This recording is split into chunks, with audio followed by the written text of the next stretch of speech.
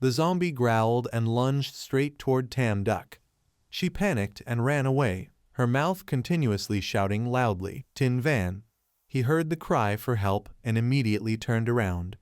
Tam Duck ran while looking back, seeing it already close behind her, its mouth wide open horribly as if about to swallow her whole. Tin Van appeared like a hero, rushing forward to throw a mighty punch. The zombie was knocked away, lying flat on the ground. He looked down coldly and concluded, "So it was a shopping guide, too bad. Now we don't need your service anymore." But from the stalls, waves of other zombies slowly stepped out.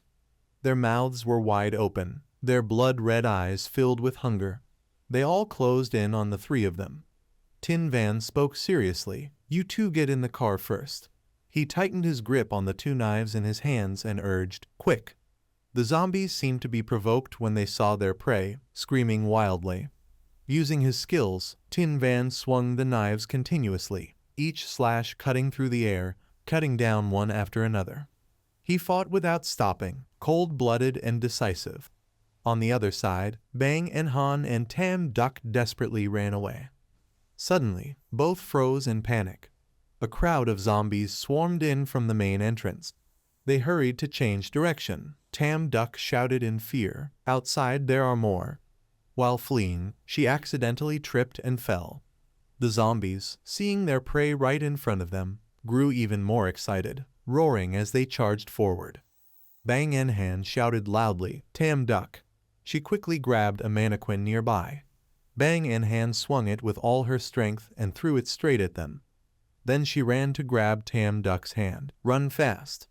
Tam Duck ran while sobbing, "Sister Bang and Han, sorry, I shouldn't have fought over the facial cleanser with you." Bang and Han confessed, "Actually, the product I represent isn't that bad. If I had known, I would have let it go." Tam Duck stammered, "But my skin really doesn't suit the student brand." Bang and Han snapped, "Say one more word and I'll leave you here." Tin Van, already above, shouted loudly, "You two, stop arguing now. Get up here."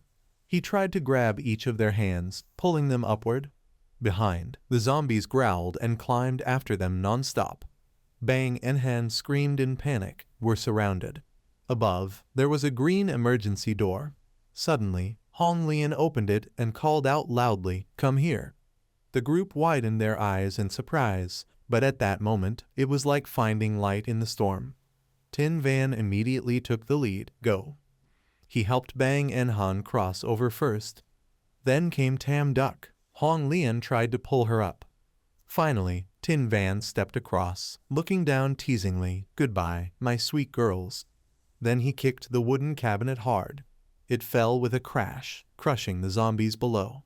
After that, the four of them finally reached the rooftop. Hong Lian wiped the sweat off her face, exhaling in relief. "Phew, this place should be safe now." Tam Duck's eyes sparkled with emotion. "Thank you so much for earlier." She cheerfully asked, "You are Tam Duck, right?" Tam Duck was startled and asked, "You know me?" Hong Lian smiled brightly and replied, "Of course, I'm your fan. I've watched all your movies." Tin Van raised an eyebrow in surprise, didn't expect to meet a noodle here, a fan of Tam Duck. She was overjoyed, her mood blooming. "Your popularity isn't bad at all." Tam Duck gently asked, "What's your name?" Hong Lian quickly replied, "My name is Tiu Lian. I came to find supplies, didn't expect to run into zombies." She slowly explained, "Luckily they didn't know how to use the elevator, so I could escape up here. I've been hiding on the rooftop, afraid to go down, until I saw your car just now." Bang and Han suspiciously asked, "Besides you, is there anyone else here?" Hong Lian sadly shook her head. Tam Duck looked up at Tin Van. "Tin Van, do you have a way to get the three of us down?" He nodded casually. "Easy." In just a few moves, Tin Van tied the rope tightly to the cable. He held Tam Duck tightly and slid straight down. So the four of them all landed safely. Tin Van urged, "While the zombies inside haven't noticed yet, quickly get out of here." Bang and Han and Tam Duck hurriedly ran to the car and sat down. When it was Hong Lian's turn to step up, his hand stopped her. Tin Van coldly said, "I never said I would take you with us." Tam Duck, briefly surprised, frowned and asked, Tin Van, what are you doing? He considered and replied, we don't know her. Letting a stranger into the car isn't too risky. Bang and Han agreed. Tin Van makes sense. If she could get here, she should be able to find a way out. Hong Lian's eyes drooped slightly. My car was overturned by zombies. She clasped her hands pleadingly. My house isn't far from here. Please, just take me home. Hong Lian bowed her head, eyes wet with tears. I've been outside for many days. My parents must be terribly worried. If I don't return, they will definitely go out looking for me, and might meet zombies. Those words made Tam Duck fall silent. Her soft heart stirred with sympathy. She thought for a moment, then spoke to persuade, let's take her home. I believe she's not a bad person. Otherwise she wouldn't have helped us earlier. Tin Van hesitated for a moment, but before he could think further, the horde of zombies began pouring out from the mall, horrific screams echoing through the air.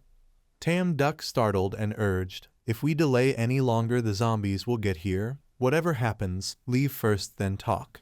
He sighed helplessly. Fine. Hong Lian's eyes immediately brightened. Thank you, brother and sister. The sky was clear blue. A few white clouds drifted lazily. The car sped down the road. In the car, Hong Lian sat in the front guiding. Almost there. My house is just ahead.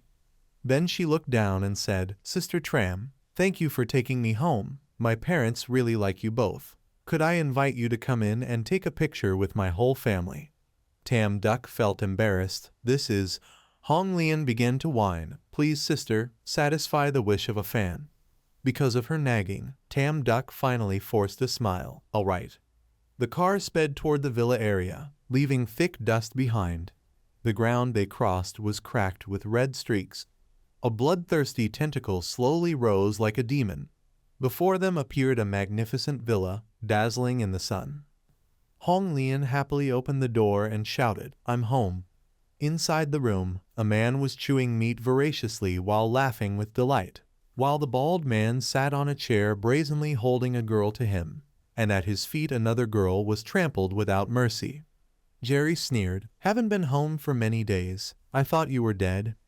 Du Dao bit into a piece of meat and curled his lip. Looks like this harvest is pretty good. Tam Duck exclaimed in surprise. Bang and Han frowned in puzzlement. What's going on? Hong Lian suddenly changed her tone and replied, so sorry, idle sister, everyone. The corner of her mouth curled into a vicious smile. Trapped now. At that moment, the back door slammed shut unexpectedly.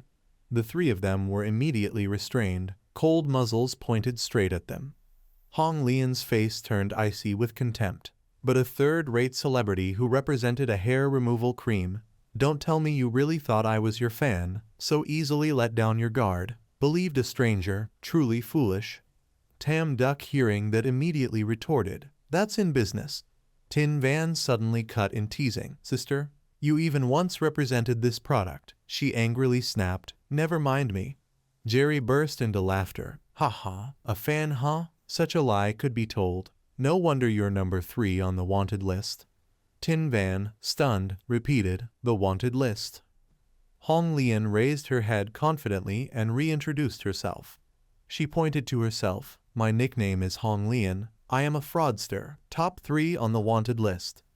Next was the bald man, number 2 pervert, obsessed with various sick tricks. He most enjoys breaking a woman's neck in the Roman 20.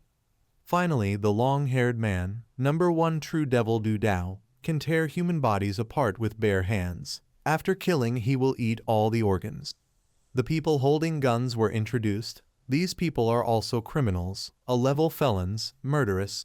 Hong Lian spread her arms proudly. Therefore we call this place the paradise of crime.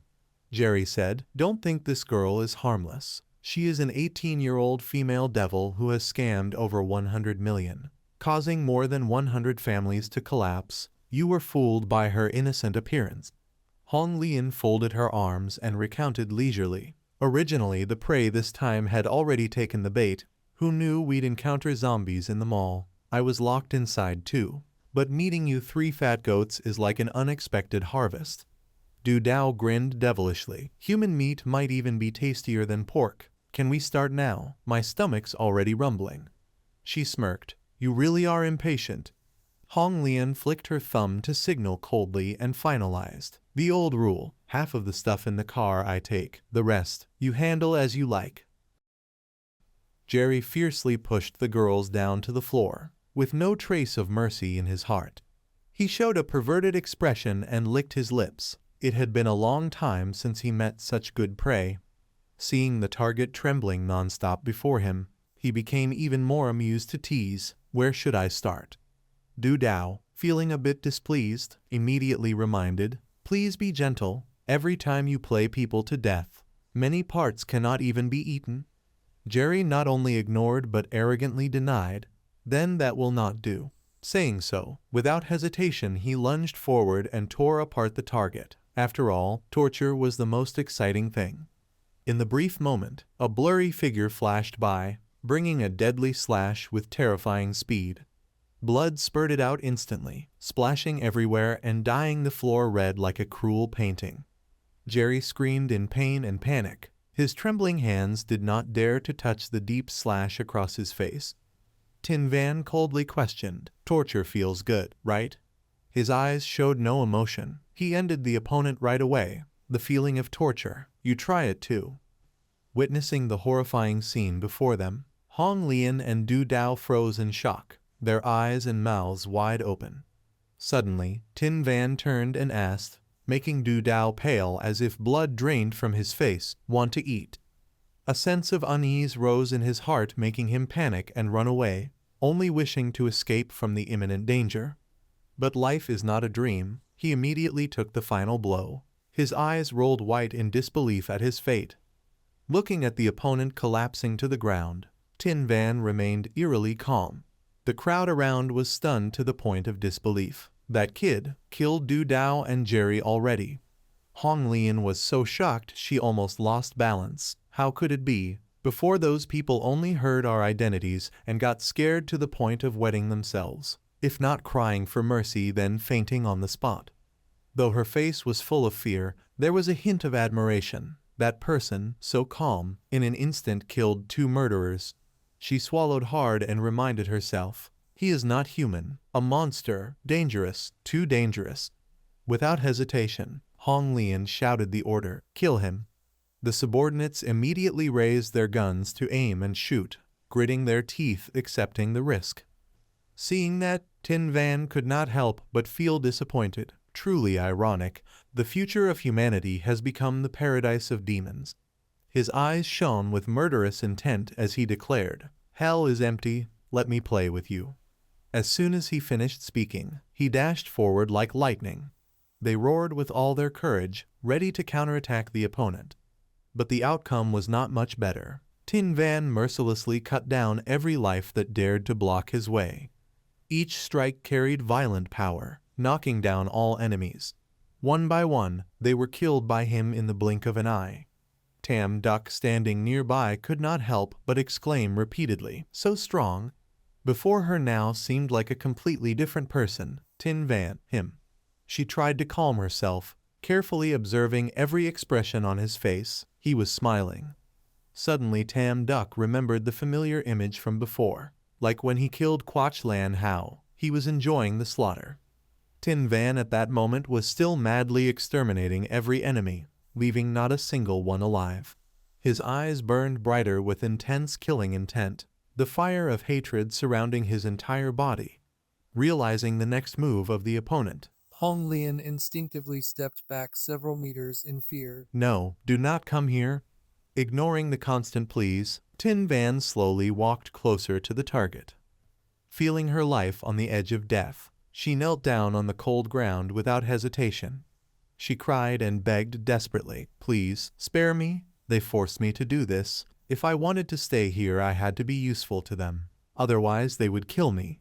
As if seeing through her mind, Tin Van smiled slyly. It is said that those who lie will have their tongues cut out after death. Thinking so, he immediately drew his sword to act. Before she could scream, Hong Lian was slashed, her tongue cut off. She clutched her mouth and screamed, her body trembling as if collapsing any second. He laughed wickedly, go to hell with that lying tongue of yours. Unable to watch any longer, Tam Duck shouted urgently. Tin Van, stop, do not kill anymore. Suddenly Tin Van snapped out of it, his eyes bright as if nothing had happened.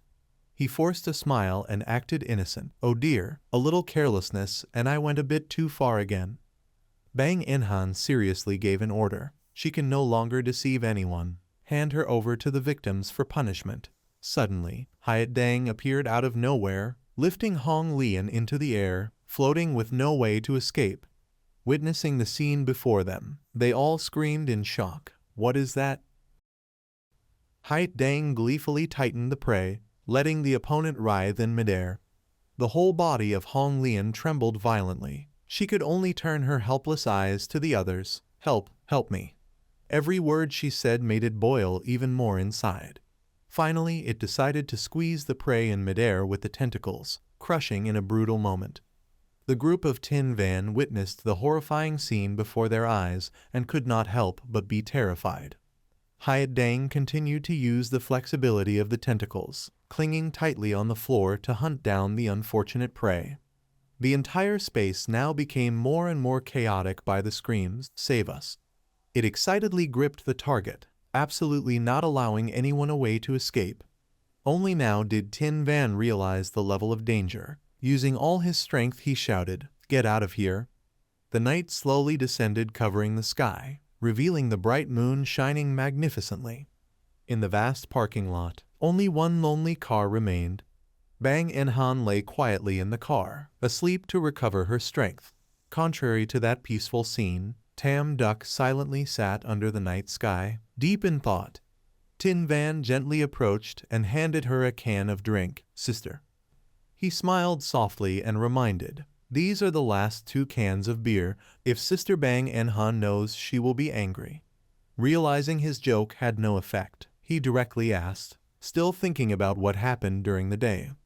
Tin Van slowly enjoyed the drink in his hand. "You are the most important person to me. Those bastards dared to lay hands on you. Of course they must be taught properly."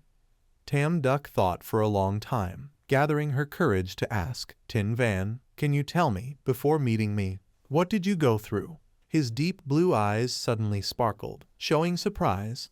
He was a bit puzzled. "You asked this before. Is it really that important?" She answered without hesitation. "Yes."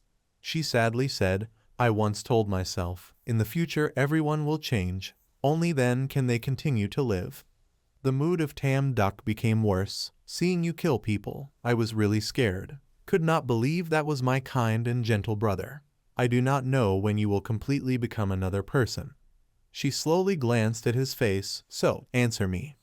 Seeing her determination, Tin Van had to agree. "Fine." He calmly told his tragic past. "After our parents died, I survived the apocalypse alone. Later, I was found by an organization."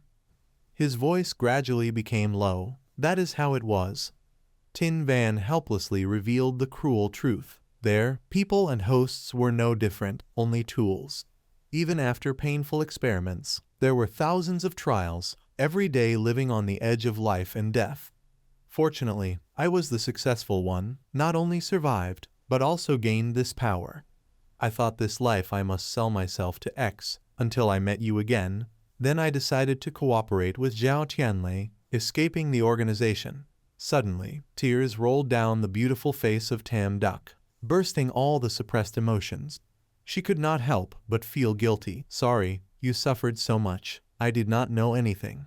As emotions reached the limit, she cried loudly, "If at the beginning I had not argued with father, if I had gone to find you sooner, maybe everything would be different. I am useless." Tin Van panicked, clumsily comforting, "Do not cry. You know the thing I fear most is you crying." Then he playfully made a funny face to tease the person opposite. Tam Duck, though still sad, could not help but exclaim, "So ugly." He continued to keep that pose, the beauty of the great Shen family. How could it be called ugly? Seeing her mood had stabilized, he gently said, "I once promised father to protect you well. If this is the price of becoming stronger, then I am willing." Tin Van slowly took her hand. "Even if I am different from before, our sibling affection will never change. You just need to know that is enough." Those words made Tam Duck feel a bit more at ease. She slightly nodded in agreement. Suddenly, a thunderous roar broke the quiet atmosphere. From across the road, shadowy figures gradually appeared, standing out under the deep night sky. The hosts roared in madness, their eyes red-filled with the desire to tear apart prey. Tam Duck immediately realized the situation. Hosts. Bang and Han, just forced awake, was confused. What happened? Tin Van shouted in warning. Fasten the seat belt. The sound of the engine roared. The car sped away without hesitation. Right behind them, the hosts chased relentlessly, with no intention of letting go. Tin Van poured all his strength into pressing the accelerator, bringing the hope of escaping danger. The car shot through the night like an arrow, crashing into the hosts, making them fly into the air. Suddenly, Hyatt Dang appeared in the chaotic scene. Its strange tentacles tightly wrapped around the car, coldly lifting it into the air. Tin Van was terrified, that thing from the day. In despair, he desperately stepped on the accelerator, the tires grinding sparks on the ground. He became more anxious as he could not control the car. No, cannot escape. Bang and Han clenched her teeth at the terrifying scene. The hosts are catching up. They chased fiercely with an overwhelming army, and Hyatt Dang blocked the way ahead, blocking the escape route of Tin Van's group. The situation became increasingly chaotic. The frenzied hosts clung on without letting go, intent on devouring their prey. Tin Van recklessly accelerated, pressing hard on the gas pedal, silently praying for a miracle to appear. But the only response was the screeching of tires, scraping helplessly against the ground without moving forward. He hissed through his teeth, unable to hold back a curse. Damn it. Suddenly, a crazy idea flashed through his mind, urging him to turn to the person beside him. Sister, do you know how to drive? Tam Duck quickly replied, yes. Tin Van seriously gave an order. The steering wheel is yours. I will lure them away, then go find everyone else. As soon as he finished speaking, he crawled through the convertible window, swiftly climbing onto the roof of the car. He roared in fury, ugly thing, get back to your land. In a fit of extreme anger, Tin Van directly stabbed the blade into the tentacle of Hyatt Dang. The sudden attack made it howl, the echo filled with agony. The tentacles became even more frenzied, violently whipping and tossing the car that had been under its control. Consumed by boundless rage, it tightened its grip on Tin Van as if to teach a lesson to the one who disobeyed. Seeing her loved one trapped in mortal danger, Tam Duck could only scream helplessly, Tin Van. His eyes suddenly turned resolute, his voice hoarse as he signaled her, go now. As if an invisible bond connected them, she immediately understood his intention. Finally, she gritted her teeth and acted, hastily driving the car away to seize the chance to escape danger. Suddenly, Bang and Han noticed a strange phenomenon. Look there, over there. Their gazes instantly focused on a shadow darting past like lightning, its speed terrifyingly fast. Bang and Han suddenly realized the problem. It is the Flash Eater. Tin Van at that moment was struggling violently, trying to break free from the slimy tentacles. Tam Duck firmly declared, this time, let me protect you. She did exactly as she said, turning the steering wheel with skillful precision, creating a breathtaking drift.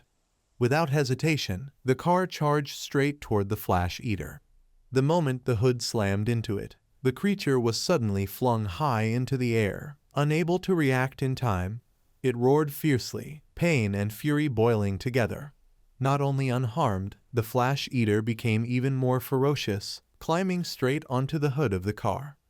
Tam Duck was horrified, not dead yet. The persistence of the creature seemed to have pushed Bang and Han past her limit. She fearlessly climbed up to retaliate. Try this.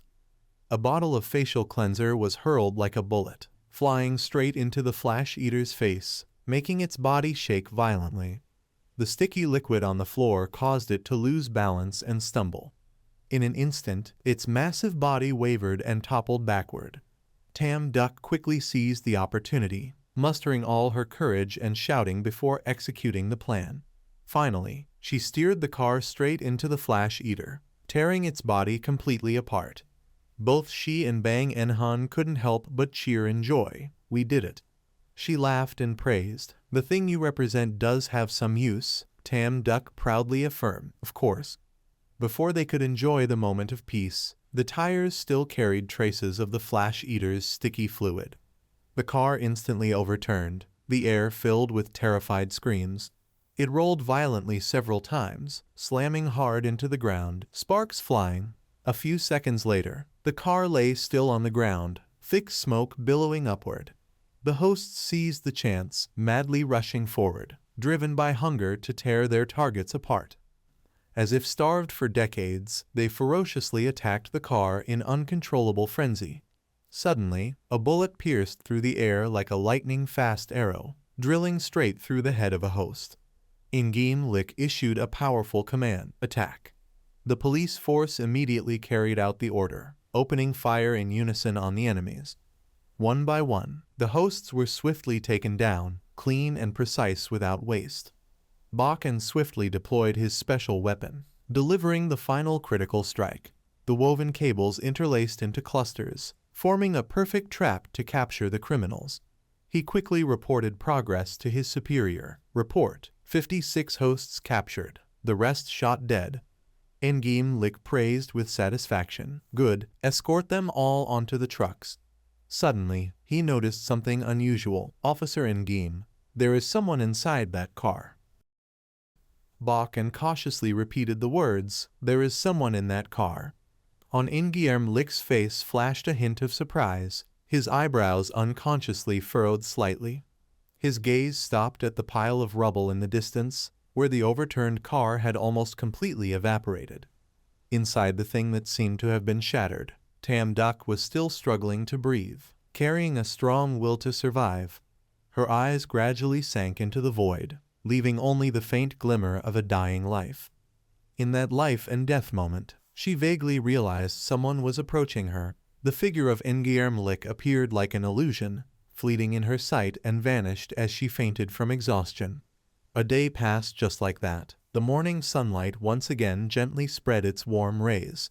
Amidst the magnificent natural scenery, a modern car sped by, echoing a piercing singing voice that made the atmosphere much livelier. Thien Loi pleaded helplessly, "Stop singing, take it as me begging you." The system began to show arrogance. "Didn't you say you were bored and wanted to listen to music?" He snapped back in annoyance. "Who knew you couldn't sing in tune?" Feeling insulted, it roared in fury. "I am the main god system singing with all my love. You should feel honored. What more do you want?"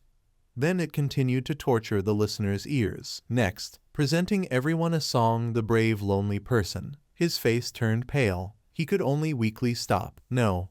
Suddenly on the road appeared plastic cans tied together, dragging along the ground.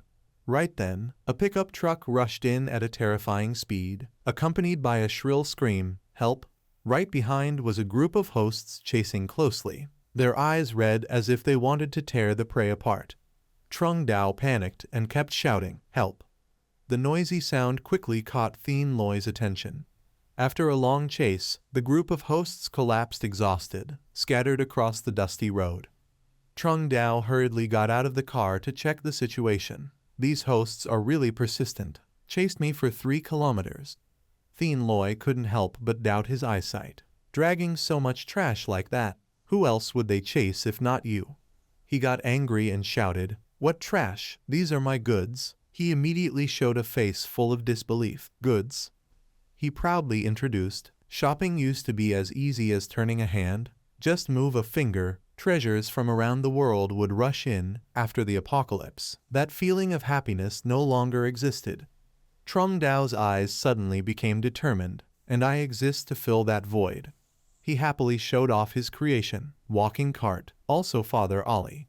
Suddenly he turned and gratefully grabbed Thien Loi's hand. "Kid, thank you for helping me earlier. To repay you, today you will be my first customer."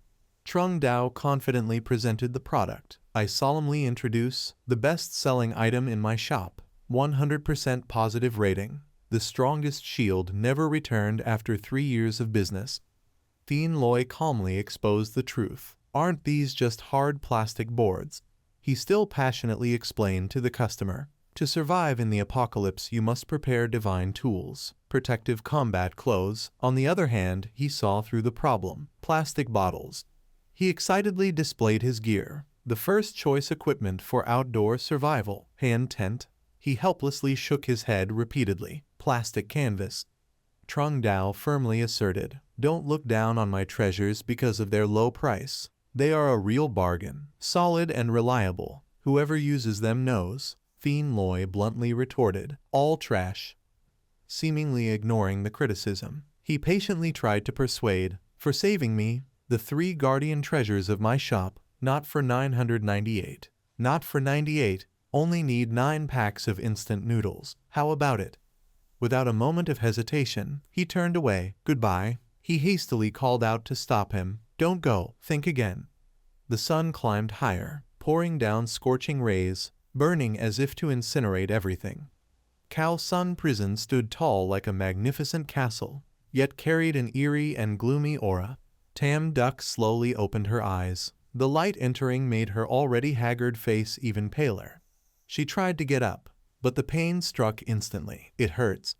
Mucken couldn't help but let out a sigh of relief. Finally she woke up. She was a little startled and asked, "Who are you?" The woman gently smiled to reassure, "Don't be afraid, you are safe now." Then she solemnly introduced herself. "I am Muck En, a doctor here. You were hunted by hosts. Our people saved you." Suddenly Tam Duck remembered something important. "Tin Van, Bang An Han." She quickly asked, "Where are the people who were with me?" Muck En confusedly replied, "At that time there was only you in the car. No one else was seen." As if she couldn't believe what she heard, her eyes widened in panic. "What?" She hurriedly climbed off the hospital bed. "Then they are still outside. I have to find them." With the kindness of a doctor, Mucken immediately tried to stop her. "Careful, your health is still very weak now." She gently comforted the patient. "Don't worry, Officer Nguyen has been leading people out hunting these days. If your friends are still alive, they can surely be found." Tam Duck's face now showed a clear question mark. "Officer Nguyen." She gently explained, "Officer Nguyen is the highest-ranking officer here. He was the one who saved you." She immediately recognized the familiar figure. "Ah, it's him." Suddenly Muck En remembered Nguyen Lick's instruction. "Right," Officer Nguyen said. "When you wake up, bring you to meet him. Bring you to." Bok and carefully repeated the words. "There is someone in that car." On Nguyen Lick's face appeared a trace of surprise. His eyebrows unconsciously furrowed slightly. His gaze stopped at the distant ruins, where the overturned car had almost completely evaporated. Inside what seemed to have been shattered, Tam Duck was still struggling to breathe, carrying a fierce will to survive. Her eyes gradually sank into the void, leaving only a faint glimmer of fading life. In that life and death moment, she vaguely realized that someone was approaching her. The figure of Nguyen Lick appeared like an illusion, fleeting across her vision and vanished as she fainted from exhaustion. A day passed like that. The morning sunlight once again spread gentle warm rays.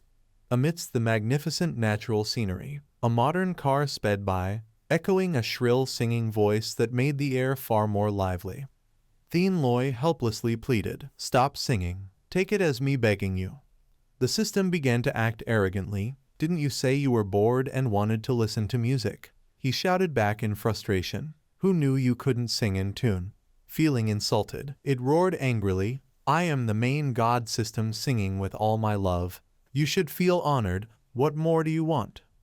Then it continued to torture the listener's ears. Next, presenting everyone with the song "Brave Lonely Person," he turned pale, only able to weakly protest, "No." Suddenly, on the road appeared plastic cans tied together, dragging along the ground. At that moment, a pickup truck rushed forward at terrifying speed, accompanied by a sharp scream, "Help!" Right behind was a group of hosts chasing closely, their eyes red as if they wanted to tear their prey apart. Trung Dao panicked and shouted non-stop, "Help!" The noisy sound quickly caught Thien Loi's attention. After a long time, the group of hosts collapsed exhausted, scattered along the dusty road. Trung Dao hurriedly got out of the car to check the situation. "These hosts are really persistent. Chased me for 3 kilometers. Thien Loi couldn't help but doubt the other's judgment. Dragging so much trash, who else would they chase if not you? He got angry and scolded. What trash? These are all my goods. He immediately showed a face full of disbelief. Goods? He proudly introduced. Shopping used to be as easy as turning a hand. Just move a finger, treasures from all over the world would fly toward you. After the apocalypse, that feeling of happiness was gone. Trung Dao's eyes suddenly became determined, and I exist to fill that void. He excitedly showed off his invention, walking cart, also Father Ali. Suddenly he turned and gratefully held Thien Loi's hand. Kid, thank you for helping me earlier. To repay you, today you will be my first customer. Trung Dao confidently presented his product. I solemnly introduce the best-selling item in my shop, 100% good rating. The strongest shield never returned after 3 years of business. Thien Loi calmly exposed the truth. Aren't these just hard plastic boards? He still passionately explained to the customer. To survive in the apocalypse, one must prepare divine weapons, protective combat clothing. On the other hand, he noticed the problem, plastic bottles. He enthusiastically showed off his gear, the first choice equipment for surviving outdoors, hand tent. He helplessly shook his head repeatedly, plastic canvas. Trung Dao firmly asserted, don't look down on my treasures because of their low price. They are a real bargain, solid and reliable. Whoever uses them knows. Thien Loi bluntly refuted, all trash. Seemingly ignoring the insults, he patiently continued to persuade. Since you saved me, the 3 guardian treasures of my shop, not for 998, not for 98, only need 9 packs of instant noodles. How about it? Without hesitation, he turned away. Goodbye. The man hurriedly tried to stop him. Don't go, think again. The sun climbed high, radiating scorching heat, blazing as if to burn everything. Khao Sun Prison stood tall like a magnificent castle, yet carried an eerie and gloomy air. Tam Duck slowly opened her eyes. The light entering made her already haggard face even paler. She tried to sit up, but pain struck immediately. It hurts. Mucken couldn't help but sigh in relief. Finally she woke up. She was slightly startled and asked, "Who are you?" The woman gently smiled to reassure her. "Don't be afraid. You are safe now." Then she solemnly introduced herself. "I am Mucken, a doctor here. You were hunted by hosts. Our people saved you." Suddenly Tam Duck remembered something important. Tin Van, Bang In Han. She hurriedly asked, "Where are the people who were with me?" Mucken confusedly replied, "At that time there was only you in the car, no one else." As if she couldn't believe what she heard, her eyes widened in panic. What? She quickly climbed off the hospital bed. Then they are still outside. I have to find them. With the kind nature of a doctor, Mucken immediately stopped her. Careful, your health is still very weak now. She gently comforted the patient. Don't worry, Officer Endgame has been leading people out hunting these days. If your friends are still alive, they can surely be found. Tam Duck's face now showed clear confusion. Officer Endgame, she gently explained. Officer Endgame is the highest-ranking officer here. He was the one who saved you. She immediately recognized the familiar figure. Ah, it's him. Suddenly Mucken remembered Endgame Lick's instruction. Right, Officer Endgame said. When you wake up, bring you to meet him. Suddenly the inner heart of Tam Duck became highly determined. No, Tam Duck. You must not give up. Thien Loi still does not know about being wanted. Tin Van and Bang En Han are still uncertain of life or death. The more she thought about her teammates, the more strength she gained. They are all waiting for you. Even if you are alone, you must stay strong. Tam Duck raised her hand to grab the nearby showerhead. Then she immediately sprayed water fiercely toward Endgame Han. He was attacked suddenly and instinctively stepped back. Tam Duck took the opportunity to strike continuously at the opponent with the mop. Die, die. Endgame Han hurriedly explained, "Stop hitting. I came to help you." Tam Duck immediately refuted. Pervert, who would believe you? He panicked and shouted, "It's true. I can help you get out of here." She was stunned when she heard Endgame Han mention her current wish.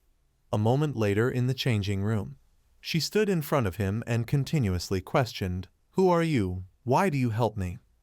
Endgame Han scratched his head trying to haggle. "There is no free meal in this world. Of course I have conditions." He went straight to the point. I want to make a trade with you. In-game Hone crossed his arms and stated the condition. I help you get out of here. In return, you must also help me with something. Tam Duck curiously asked, what is it? Suddenly a voice rang out, Tam Duck. He immediately escaped through the window. I will come to find you later. Mucken entered the room anxiously asking, earlier I heard you scream. What happened? She shook her head and waved repeatedly. No, nothing. I just slipped a bit.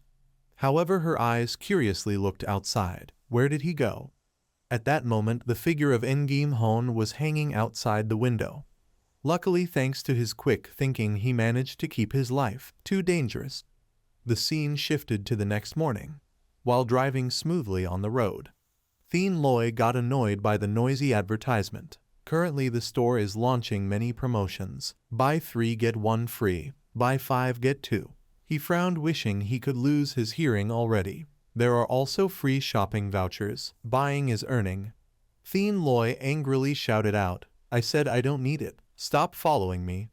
Yet the car behind kept going. Buying is earning. Buying is earning. He irritably cursed. Such an annoying old man. Suddenly Thien Loi's eyes widened as if he had just discovered something. Outside, along the roadside barriers lay numerous corpses scattered around. He could not immediately grasp what that was. The sound of breaking echoed. Thien Loi stepped out to investigate the situation. Many zombie corpses had long been dead. He quickly noticed their common feature. All were shot through the head, while Trung Dao was still casually scavenging shell casings. Good stuff. Suddenly he spotted something shiny on the ground, a pair of high heels from a famous brand. Trung Dao joyfully reached out to take them, but a slender hand immediately grabbed his. Trung Dao jolted and screamed, Ghost! Thien Loi was alerted by the sound. Suddenly his eyes widened in astonishment. Thien Loi shouted with joy upon recognizing the familiar figure lying on the ground, Bang En Han. The scene shifted to a large office room, but the furniture was thrown everywhere in utter mess. In-game Lick's face darkened upon witnessing the scene. Do you even know how to do it? Muck En was also dumbfounded for a few seconds. This house-wrecking ability, truly stupid. Tam Duck on this side still calmly defended. No other way. I debuted at the age of 7. All daily routines were handled by my assistant. I never had to do things myself. He sternly reminded, don't think intentional sabotage means no need to work. She outwardly appeared obedient. How could that be? But inside she had another thought. Congratulations, you guessed right. If I'm so obedient, then let me go. Mucken softly suggested, Officer In-game, maybe Tam Duck really never did it before. Let me teach her slowly, but was immediately rejected. No need. In-game Lick stepped forward, his whole body exuding a dangerous aura. I have thought of something very suitable for you. Definitely not afraid of breaking anything. Suddenly, inside, Tam Duck's heart became extremely determined. No, Shen Tam Duck, you must not give up. Thien Loi still doesn't know about being wanted. Tin Van and Bang En Han's life or death are still unknown. The more she thought about her teammates, the more strength she gained. They are all waiting for you. Even if you are alone, you must stay strong. Tam Duck reached out her hand to grab the shower beside her. Then she immediately sprayed a stream of water straight at In-game Hone. He was caught off guard and instinctively stepped back. Tam Duck took the chance to strike him repeatedly with a mop. Die, die. In-game Hone hurriedly explained, stop hitting, I came to help you. Tam Duck immediately snapped back. Pervert, who would believe you? He panicked and shouted, it's true, I can help you get out of here. She froze when she heard In-game Hone mention her current wish. A while later in the changing room, she stood before him, questioning continuously, who are you? Why are you helping me? In-game Hone scratched his head, trying to bargain. There is no free meal in this world, of course I have conditions. He got straight to the point, I want to make a deal with you. In-game Hone crossed his arms and stated the condition. I'll help you get out of here. In return, you must help me with something. Tam Duck curiously asked, what thing? Suddenly a voice rang out, Tam Duck. He immediately escaped through the window. I'll come find you later. Mucken entered the room worriedly. I just heard you scream. What happened? She shook her head and waved her hands. No, nothing. I just slipped a bit. But her eyes curiously glanced outside. Where did he go? At this moment, Ngim Hon's figure was hanging outside the window. Luckily, thanks to his quick reflexes, he barely saved his life. Too dangerous. The scene shifted to the next morning. While driving smoothly on the road, Thien Loi was irritated by the loud advertisements. Our store is offering many services. Buy 3 get 1 free, buy 5 get 2 free. He frowned, wishing he could lose his hearing. Also free shopping vouchers. Buying means earning. Thien Loi shouted angrily out the window. I said I don't need it. Stop following me. But the car behind kept going harder. Buying means earning. Buying means earning. He cursed angrily. Such an annoying old man. Suddenly Thien Loi's eyes widened as if he had just discovered something. Outside, along the roadside barriers, countless corpses lay scattered. He couldn't immediately grasp it. That is, the sound of brakes screeched. Thien Loi stepped out to investigate the situation. Many zombie corpses had long died. He quickly noticed their common trait. All were shot through the head, while Trung Dao was still casually scavenging. Bullet shells, good stuff. Suddenly he spotted something gleaming on the ground, branded high heels. Trung Dao happily reached out to steal them. But another slender hand immediately grabbed his. Trung Dao jumped and screamed, "Ghost!" Thien Loi was startled by the noise. Suddenly his eyes widened in shock. Thien Loi shouted with joy when he saw the familiar figure lying on the ground, Bang En Han. The scene shifted to a large office room. However, the furniture was scattered everywhere, looking extremely messy. Ngim Lik's face darkened at the sight before him. Do you even know how to do it? Muk En was stunned for a few seconds. This house-destroying skill, seriously, so stupid. Tam Duck casually defended herself. No choice. I debuted at 7 years old. All daily chores were handled by my assistant. I never had to do anything myself. He sternly reminded. Don't think that intentionally messing up means you don't have to work. She outwardly acted obedient. How could that be? But inside she had another intention. Congratulations. You guessed right. If you're so smart, then let me go. Mucken softly suggested. Officer Ngim, maybe Tam Duck truly has never done it before. Let me slowly teach her, but was immediately rejected. No need. Ngim Lik approached, his whole body emanating danger. I've thought of something very suitable for you. Definitely not afraid of breaking anything. Under the scorching heat of noon, Tam Duck used a towel to cover her nose, looking extremely miserable. She was forced into hard labor, having to clean up the pile of zombie corpses in front of her. It stinks so much. Tam Duck pushed the cart while mumbling curses. That poker face, he definitely did this on purpose. Don't let me get the chance, or I'll make him pay. Suddenly a voice caught her attention. Isn't this the great beauty who just arrived?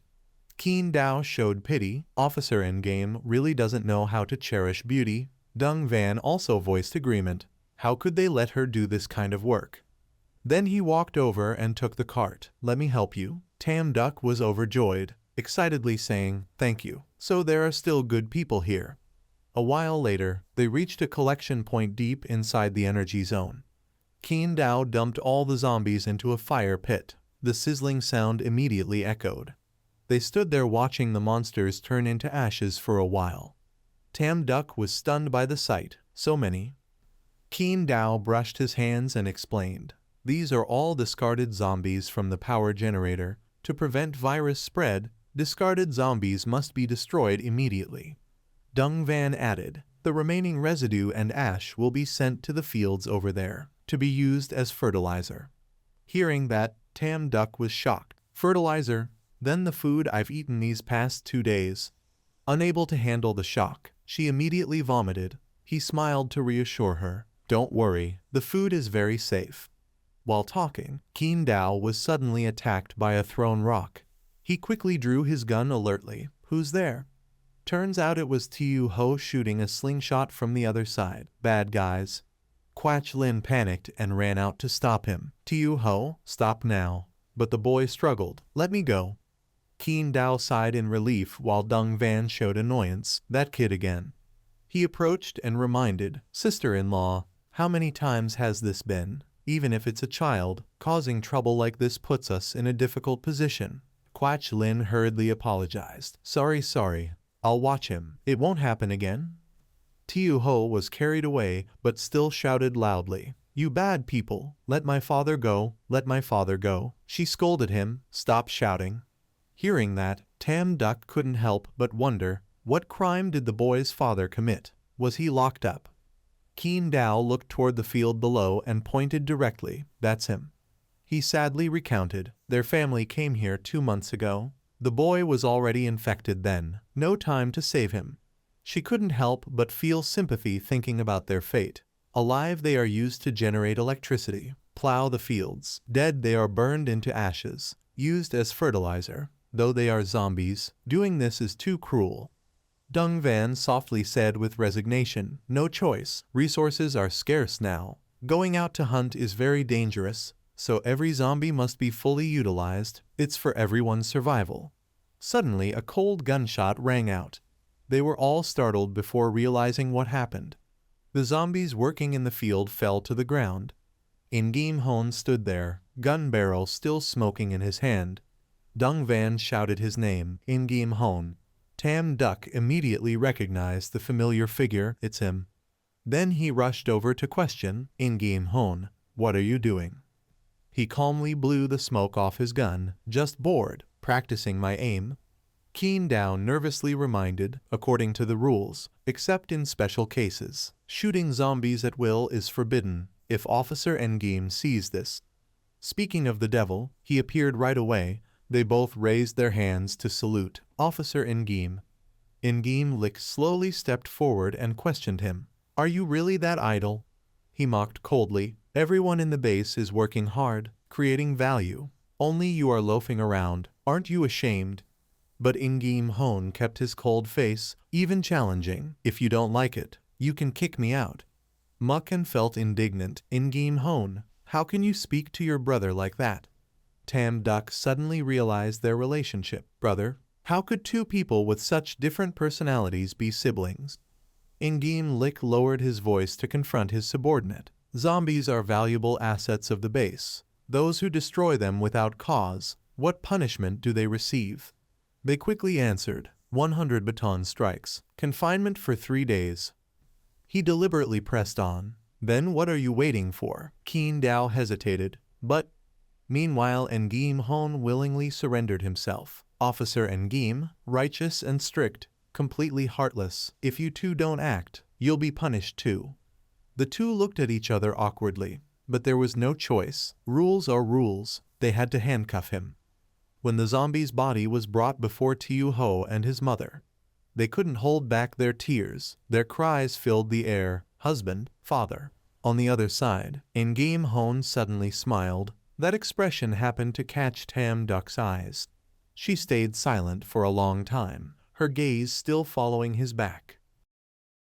After everything was done, a subordinate came forward to report, Officer Engim, preparations are complete. We can depart at any time. Muck-An was surprised. So fast, already leaving?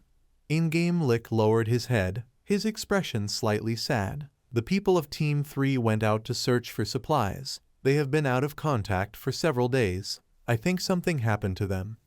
Then he turned his voice toward her. This place is handed over to you. A second later, Ingame Lick left, leaving the two of them behind. Muck-An hurriedly called out after him, Officer Engim. He turned and nodded, waiting for the other's next words. She softly reminded, be careful. Ingame Lick still kept a cold face and replied briefly, Then he continued walking. Muck-An still watched with worried eyes as the figure of Engame Lick gradually disappeared. Tam Duck glanced and took in the entire scene just now. The scene shifted to the prison side. Ingame Hon lay on the bed, one hand rubbing his poor butt. These guys don't even know how to be gentle. Suddenly a voice sounded, attracting his attention. Tusk, tusk, tusk. Looks like that injury is not light. As soon as Ingame Hon saw the other arrive, he shouted, It's you. He curiously asked, Why did you come here? Tam Duck expressed her intention to help. Mucken has to take care of the wounded. Let me apply medicine for you. In-game Hone immediately tilted his head to refuse. Just 100 blows, a small matter. But she did not care and kept pouring anti-inflammatory medicine on his butt. In-game Hone screamed loudly, "It hurts." Then he angrily questioned back, "Who applies medicine like that? Are you messing with me?" Tam Duck clearly wanted to take revenge for the old matter. "Who told you to secretly watch me bathe?" After that she mentioned the matter this morning in the field. "You killed that zombie. Actually, you wanted to let him and his family be freed, right?" Seemingly hit in his weak spot. In-game Hone stayed silent and did not answer. Tam Duck suggested, "If you had explained clearly, maybe you would not have been punished." He angrily dismissed that thought right away, saying, telling that cold-blooded man would not change anything. She could not resist her curiosity and asked, "Why is the relationship between you two so bad?" In-game Hone refused to answer. "None of your business." A second later, he impatiently wanted to know her answer. "About what I said? What do you think? Do you want to cooperate or not?" Tam Duck questioned back. "You still haven't said what you want me to do." In-game Hone took out a pill. "This?" She panicked and shouted, "Poison." He hurriedly explained, "Sleeping pill only." Then In-game Hone softly explained the details of the upcoming plan. "All the keys to the prison are in In-game Lick's hands. As long as you find a chance to put this drug into his food, steal the keys, I will find a way to get you out." Tam Duck reached out and received the sleeping pill. Her eyes fixed on it, as if her mind was busy thinking. The scene switched to the forest side. Bang En-han was lying unconscious on the bed. Thien Loi worriedly kept calling her name. "Bang En-han, Bang En-han." Trung Dao stroked his chin regretfully. "Such a beautiful girl, just died like that. Such a pity." He snapped angrily. "Which of your eyes saw that she was dead?" That man, acting like a professional, took the chance to advertise a bit. "Brother, if I'm not mistaken, this girl and you have an unusual relationship. Considering our fate, coffin and burial, 20% discount." Thien Loi angrily kicked him flying. "If you don't shut up, I'll give you one first." Trung Dao, still not knowing fear, wanted to bargain a bit more. "Don't be angry, 30% also fine." Then he spoke toward the ring. "System come out." Mechanical sound immediately echoed. "What again?" Thien Loi urgently went straight to the point. "Is there any way to save Bang En-han?" After checking the situation, it reported bad news: broken ribs, damaged organs, and severe dehydration. The fact that she is still alive until now is already a miracle. But she won't survive today. He jolted, unable to believe his ears. How could it be? Suddenly his eyes widened as he thought of an idea. "Right, evolution serum, just use that." The system immediately explained, "The evolution serum only works for virus infection. Her physical injuries, even if injected, are useless. Unless..." Thien Loi anxiously pressed on. "Unless what?" The next words of the system made him freeze for a moment. "Unless you share your life energy with her." Thien Loi curiously asked, "Life energy? What is that?" The system replied briefly, "It is the power you have accumulated until now." It continued to explain, for example, like inner energy in martial arts novels, cultivation power in cultivation worlds. The system kindly reminded, "Once you share life energy, your body functions will decrease significantly. Your combat rank will drop. You must think carefully." But Thien Loi completely ignored it and immediately began the sharing process. After preparing his mind, Thien Loi could not help but move closer to look at Bang En-han for a while. A series of sweet memories between the two of them flooded into his mind. Thien Loi became even more confident in his decision, compared to Bang En-han's life. What is this? At worst he would just start over again. A second later, he ordered the system, activate the skill. The ring on his hand immediately vibrated. The mechanical buzzing sound continuously echoed, signaling that the process had begun. The two of them seemed to be brought into another digital dimension. Thien Loi slowly approached the other. The beeping sounds around became more and more rapid. When their two figures just touched each other, a flash of light suddenly appeared. The entire space seemed to shine brightly. imprinting the image of the two of them, signaling that the process was completed. A moment later, Bang En-han slowly opened her eyes. What came into her sight was the image of herself lying in the arms of the other person, Thien Loi. Suddenly Bang En-han realized that both of them were without a single piece of clothing. She immediately screamed loudly. What is going on? Since when? Why do I have no memory of anything? Could it be that I was too drunk and did something wrong? Thien Loi hurriedly asked about her condition. Bang En-han, how do you feel? Bang En-han misunderstood. Her face flushed red with embarrassment. So awkward. How could she say anything? He laughed and quickly explained. What are you thinking? I mean your health. How is it? Bang En-han had not yet processed it. Health. Suddenly a stream of memory flashed back in her mind. Right, at that time I fell off the car. Now she remembered everything and immediately called for help. I remember now. Thien Loi quickly saved Tam Duck and Tin Van. A while later, after being told everything, Thien Loi's voice sounded. So that is how it was. He could not help but curse a few words. Damn it. That bastard Loi Loi Bao actually counterattacked. Don't let me see him, or I will tear him to pieces. After saying that, he helplessly reported. But I searched around here. I did not find Tam Duck and Tin Van. Bang En-han looked puzzled. How could that be? We were clearly together. She suddenly thought of the worst outcome. Could it be they were taken by mutated creatures? Thien Loi rested his chin in thought for a while. Then it is troublesome. Now we don't even know what that thing is. Where do we go to find them? Suddenly Trung Dao interrupted. I have a way. He even waved his hands to explain when no one asked. I did not eavesdrop. Trung Dao saw the car shaking continuously and was worried. Just afraid you young people don't know restraint, breaking my car. He put his arm around Thien Loi's shoulder and praised without hesitation. Good kid, can even bring someone back from the dead, born talent. He denied. It's not like that. A second later, Thien Loi went straight to the point. You said you have a way. What way? Trung Dao was still being mysterious. Meeting me is your good luck. Then he pointed toward a Loi who was sleeping. In this apocalypse where monsters rampage and zombies run wild, I can do business from south to north, every time turning danger into safety, all thanks to it. He came closer and poked it a few times. Furry beast. A Loi angrily bit his finger. At that moment Trung Dao confirmed, but it was too late. It really was a dog. He smiled and began a grand advertisement. Aloy's ancestors for 3 generations were all anti-drug police dogs. I am not bragging. As long as it is a scent it has smelled, even hundreds of miles upwind is not a problem. Then Trung Dao softly added, however, rescuing people from monsters is no different from sending sheep into a tiger's mouth. I am powerless. Bang En-han directly asked, name your price. He waved his hands, pretending to be a righteous man unconcerned with material things. Don't think merchants are all cold-blooded and heartless, caring only about profit.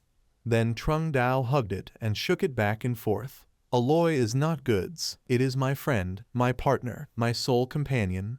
Even if you gave me more instant noodles, I would not let it take the risk. She was speechless watching this. Who said anything about giving you noodles? Bang En-han glanced around for a moment and immediately guessed. This pile of junk of yours, no one buys it anyway. Trung Dao lowered his head to admit, sometimes yes. She took the chance to give a little lecture. In business the most important thing is not the goods, but marketing. Bang En-han immediately demonstrated on the spot. Do you know who he is? The apocalypse hero Thien Loi. With his own strength alone he could defeat thousands of zombies. People call him the god of war. No one in Du Chao does not know him. She did not forget to add a condition. As long as you can find our friends, I will have him be your ambassador. Then the photo of you two will be stuck on the car. Guaranteed resources like water. Customers flooding in. What do you say? Trung Dao looked at the confused young man in front of him, doubtful. The god of war Du Chao, that is him. Bang En-han flipped her hair like a celebrity. If you don't believe, at worst, include me too. He was captivated by her beauty and immediately clapped hands. Deal. Trung Dao, feeling proud, turned to request Thien Loi. But I have one more condition. Tell me in detail about that rescue earlier. The sky at this time was already past noon. The sun had risen to the top. The three of them together with Aloy went to look for some traces around. It diligently kept sniffing its nose. The three of them nervously waited for information. Suddenly Aloy barked repeatedly toward the front. Woof woof woof. Trung Dao excitedly shouted, "Let's move." The two vehicles immediately rushed off following the direction indicated by Aloy. The screech of brakes shattered the silence of the night. After a moment of inspection they confirmed, "It is the vehicle of Team 3. There is no one in the car." A soldier stepped forward to report, "There is nothing here except trees. Where could they have gone?" Ingame Lick immediately ordered, "A few people stay. The others take weapons and come with me into the forest." They immediately replied in unison, "Understood." Inside the forest everything was eerily quiet. Only the sound of their steady footsteps echoed in the night. Ingame Lick beckoned them forward. They split up at once to search.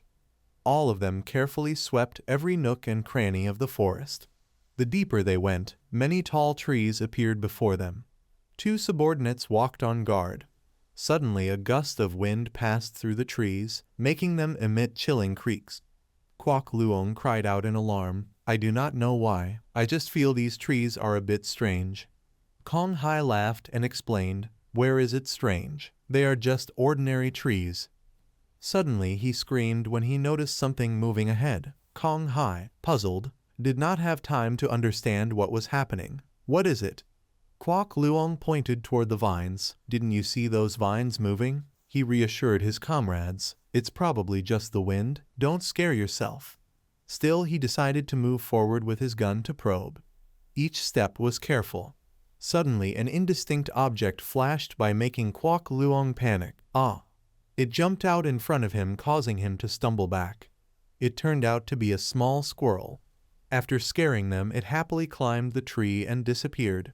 Kwok Luong was frightened by the scene. "It was only a squirrel. It scared me to death."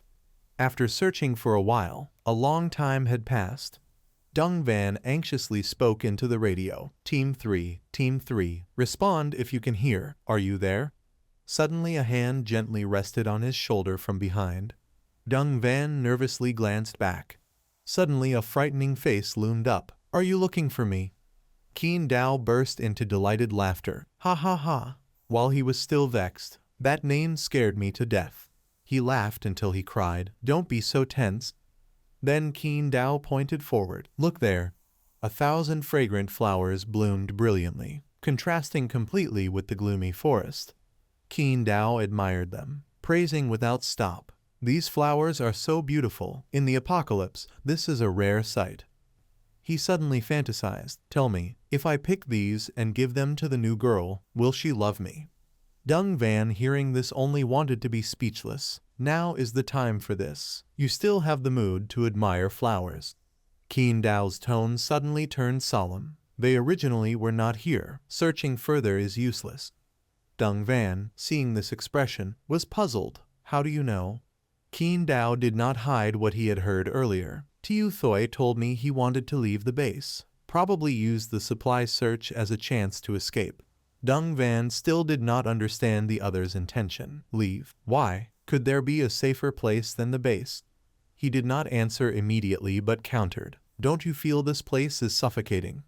Keen Dao grew even more bitter when mentioning life in the rescue base. "Everyone is immobilized like a nail. Every day besides working is eating and sleeping. No freedom, no entertainment. Besides safety there is nothing else. Like prisoners in a jail, such a life has what meaning?" He sighed, eyes looking into the distance. "Sometimes I even think we are worse than zombies. At least they would not be bored and miserable." Dung Van rebutted that naive thought. "You young people just like to overthink. Freedom is a luxury in peacetime. Now what is more important than survival?" Keen Dao stepped forward and answered decisively, "Of course there is something else." Then he knelt by the flower bed, his infatuated gaze fixed on the beautiful thing before him. "Life is indeed precious. The value of love is even higher." Keen Dao gently cupped each petal. If forced to choose between enemy and freedom, both could be sacrificed. Suddenly the small flower instantly transformed into a bloodthirsty monster. It was ready to swallow any prey that approached. The event happened so fast Qin Dao had no time to react, his eyes wide and frozen. Dung Van shouted loudly to alarm others. But it was too late. The monster bit into him. Then it lifted the victim high into the air. Dung Van immediately drew his gun to provide cover. Qin Dao, do not be afraid. I am coming to save you. The Yatu twisted and writhed continuously. It tried to sip the victim bit by bit. Dung Van helplessly cursed, damn it, can't aim properly. Suddenly a cold thud rang out, and then Qin Dao's decapitated body fell down. The gruesome sight terrified him, his eyes wide with shock. The corpse fell right in front of Dung Van. He furiously unloaded his gun at the Yatu. Ah, monster, I'll shoot you to death. A hail of brass rounds drove straight into the bloodthirsty creature. Dung Van anxiously waited for the result. Seconds later, a rustling sound spread everywhere, shattering the forest's original silence. The Yatu all awoke at the same time. Then they crazily charged toward Dung Van. He glanced aside trying to find an escape route. His feet took slow, careful steps so as not to alert the others. However, another Yatu was lying in wait to attack from behind him. Fortunately, Dung Van noticed in time. It immediately opened its mouth full of razor teeth and lunged at him. A piercing scream cut through the night. Ingame Lick immediately sensed something was wrong. What was that sound just now? He decisively ordered his men, go check it out. They immediately ran toward the direction of the scream. Suddenly a heap of black slimy matter appeared on the ground, gently moving. Someone asked in puzzlement, "What is that?" No sooner had he spoken than the slime lunged with lightning speed. They screamed in panic, mutated creatures. Ingame Lick and the team behind urgently opened fire on the monsters. A rain of bullets drove into them. In the blink of an eye, the whole mass of slime evaporated on the spot. Even so, Ingame Lick remained cautious. Be careful, that liquid is corrosive. Sensing danger still lingered, he hastily ordered a retreat.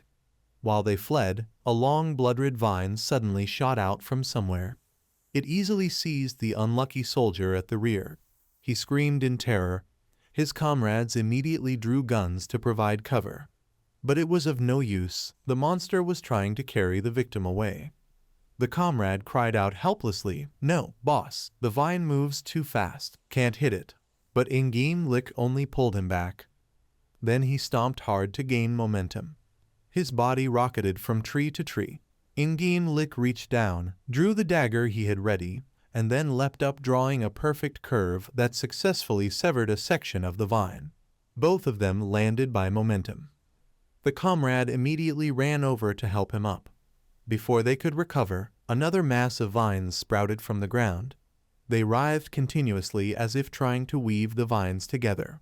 Seconds later, a corpse was propped up. Nothing but a soulless puppet. They saw it and cried out in alarm. It's Tiu Thoi. They all turned into monsters. The vines kept writhing and playing with the victim's body.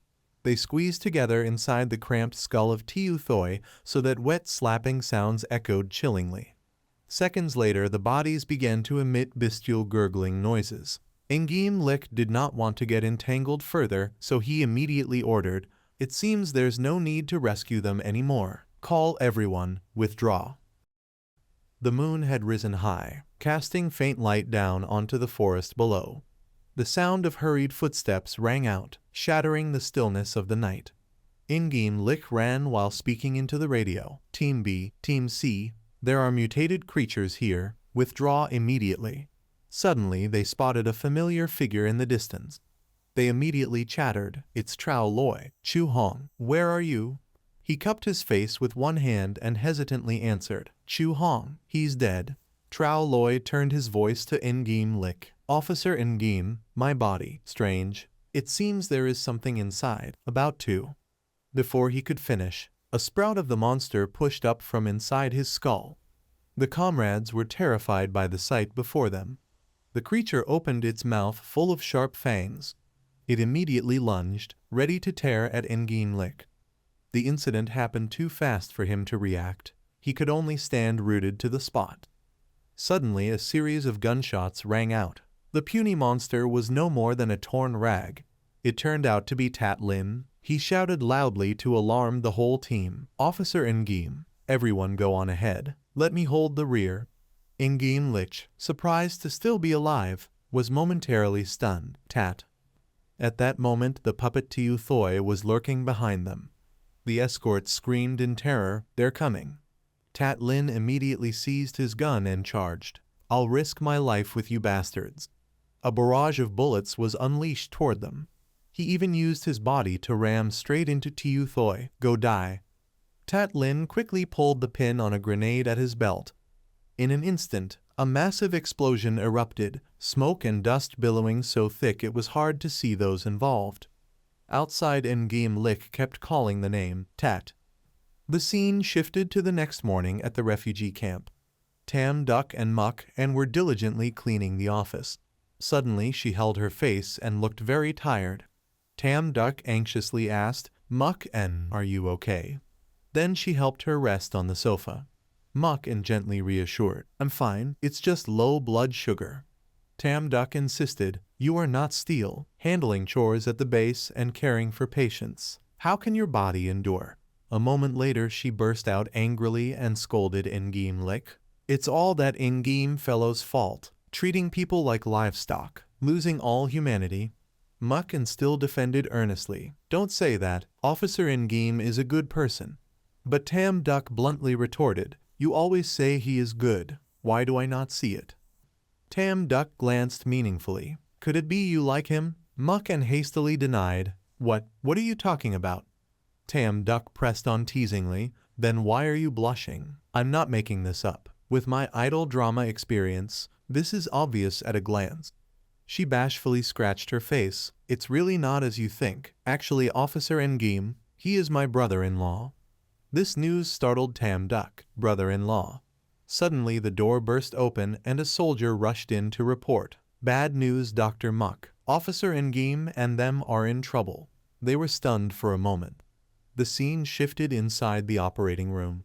Muck personally carried out the surgery, repeatedly instructing the assistants, increase pressure, saline, antibiotics. The others waited anxiously outside, only allowed to observe through the glass. Ngim Hon panicked and kept asking, "How could this be? What happened?" A soldier beside him recounted everything. "We encountered mutated creatures in the forest. We almost all died." His voice deepened when he mentioned the heartbreaking part. "Tat sacrificed himself so we had a chance to get out. Officer Ngim risked his life to save Tat and Vuong Lam. But after a while, when Mucken came out, they immediately asked, 'How is it?' She quickly reported, 'Tat's spine is broken, his brain severely injured. Vuong Lam is less bad, but both lost too much blood. There is no more blood. What can we do?' They were all shaken by the news. Ngim Lik solemnly made a decision: transfuse all blood to Vuong Lam, spare no effort to save one person. But Ngim Hon flatly objected. "Are you crazy? Transfusing all blood to Vuong Lam means abandoning Uncle Tat." He insisted on his stance. "This is the base's principle. Preserve the best combat strength. For the base, Vuong Lam's value is greater." Ngim Hon no longer held back and pointed at him. "Have you forgotten who brought you into this line? Uncle Tat always regarded you as his son. How can you treat him like that?"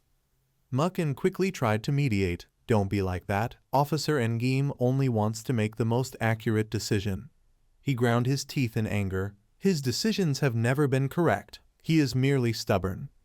In his heat Ngim Hon mentioned a name. If he had not considered himself right, Muck too would not have died. No sooner had he spoken than Muck slapped him a stinging blow. The hospital corridor echoed with a crisp slap. Mucken ignored the numbness in her hand and seriously warned, "I do not allow you to speak like that." The group of officers beside her all opened their mouths wide in shock. The expression of Tam Duck was no exception. Ngim Hon clenched his jaw tightly in anger. But he did not refute a single word and turned away straight, leaving Muck lowering her eyes with a heavy heart. The atmosphere suddenly sank into deadly silence. It took a while before Tam Duck hurriedly stood up to ask, "How is it? Was the surgery successful?" Muck-en nodded and gave a brief reply. It was successful. Then she lowered her head and softly murmured. Among everyone, only Officer Ingame and Uncle Tat had matching blood types. He gave his own blood, though later Uncle Tat might not wake up again. At least his life was saved. Tam Duck was stunned and confirmed again. That person gave blood to someone else. Muck-en was afraid she would misunderstand, so she quickly explained, "Before my brother-in-law was not like that. He was always warm. Only after my sister passed away did he become like this." She took the familiar wedding photo and silently prayed, "Sister, I miss you so much. If only you could come back." The memories once covered in dust suddenly poured out like a flood at the most beautiful moment of Muck 2. Everyone happily raised their glasses to celebrate. Officer Ingame congratulated you. The bride is so beautiful. Ingame Lick cheerfully thanked according to etiquette. The group of ants not far away looked at the scene and kept gossiping. "The groom is really capable. What does he do? I heard he is an officer, working in a prison. Then is he a warden? How unfortunate." Licken upon hearing this also showed some dissatisfaction. Little Two is a university teacher, beautiful, and with a respectable job, really not a good match, but someone refuted, "I think they match." It turned out that Muck 2 held her husband's arm and explained, "Teachers educate and teach people. Wardens help criminals rebuild their lives and return to society. Both are people who work with souls. This is what is called a perfect match. Everyone, do you agree?" Since the bride herself had spoken, the gossiping women could only awkwardly agree. He, right, that makes sense. After they left in embarrassment, Ingame Lick spoke in a teasing tone. "You really, after all, they are elders." She did not show any emotion and bluntly declared, "So what? Those old ladies we barely meet a few times in life. Only know how to gossip behind others. Really annoying." After complaining, Muck 2 looked around searching. "Right, where is Ingame Hone?" The person she was looking for was venting his anger on a tree in the corner. Ingame Hone kicked and muttered resentfully, "What is this? Obviously the person I liked first. Yet my brother got ahead of me, damn it." At that moment a voice called out, interrupting his frustration, "Ingame Hone." Ingame Lick led his wife over to show concern. "Aren't you the one who loves excitement the most? What are you mumbling here?" Ingame Hone was caught red-handed and hurriedly denied, "No, nothing." He deliberately diverted the topic to ease the awkward atmosphere. "I mean, if you ever do anything wrong to sister-in-law, I will not forgive you." Muck 2 smiled brightly and praised, "Yes, respecting teachers and morality. Truly worthy of being my student." Ingame Lick showed a speechless face. "I am your brother, all right." As soon as he finished, she quickly shifted the topic. "Right, this is my younger sister, Muck-en. She just graduated from medical university. In a few days she will work with you. You have to take good care of her." Being suddenly mentioned, she felt shy. Hello, brother-in-law." Ingame Hone pouted and teased, "Unexpected that you are so brave. But your sister is very polite." Muck 2 smiled, but her words were sharp as a knife. "You want a beating." Ingame Lick took the chance to ask more about his sister-in-law. Hearing Muck 2 say, she volunteered to work at the prison hospital. Ingame Hone bent down, taking the chance to badmouth his brother's workplace. Do you know what kind of place that is? It is full of bad criminals, not suitable for a girl like you. I advise you to choose another place." Muck-en firmly expressed her stance. "I do not think so. During my internship I went to many hospitals. Other places are clean and tidy, with complete equipment. Only the prison hospital is dirty and smelly. Doctors and nurses are careless. Sometimes they do not even prescribe medicine. Patients are not properly treated. But criminals are also people. They have family and friends. If the law has already given them punishment, then they should also have the right to treatment." Hearing this, Ingame Hone froze and questioned, "I only said one sentence. Do you have to say so much?" She blushed and awkwardly apologized. "Sorry." Ingame Lick beside them showed calm demeanor at the right moment. "Girl, very brave." Muck 2 quickly added with a teasing tone, "My husband often says that too. Seems like you two have found a soulmate." Ingame Hone could not help but bitterly praise, "More like your husband's sister." The atmosphere made Muck-en only stand aside and smile awkwardly. At that moment, In-game Lick's phone suddenly vibrated. He answered and frowned. What? Mach 2 worriedly asked. What happened? In-game Lick stared at the screen and replied vaguely. There is a prison break. I have to go back. In-game Hone gritted his teeth and shouted. What are those guys doing? Knowing you are on wedding leave, but still causing trouble. See how I deal with them. Ignoring his brother, he focused on his wife, Mach 2. She forced a familiar smile and urged, It is okay. Work is important. Go. In-game Lick immediately put his arm around her shoulders and promised, I am sorry. I will make it up to you later. Mach 2 widened her bright eyes and softly said okay. He took that chance and ran off quickly. Mucken also followed without hesitation. Sister, I just need to report to the Human Resources Office. I will go with my brother-in-law. The atmosphere in the prison today seemed more tense than usual. Chutai lowered his head as he was escorted back by 2 guards. In-game Lick stood blocking his way and seriously interrogated. I heard you wanted to dig a tunnel to escape. He raised the ear pick in his hand and questioned with disbelief. Using only this, are you serious? Chutai muttered to justify himself. I want to see my daughter. Today is her 10th birthday. I promised to blow the candles with her. Another guard showed a speechless expression. If you knew this would happen, why did you do it in the first place? When you were short of funds, why did you not think of today? Being hit in the sore spot, he jumped up. I was just an accountant. How could I possibly embezzle hundreds of millions? It was my boss who lost money in investment, afraid that other shareholders would cause trouble. So he ran away with the money and blamed it all on me.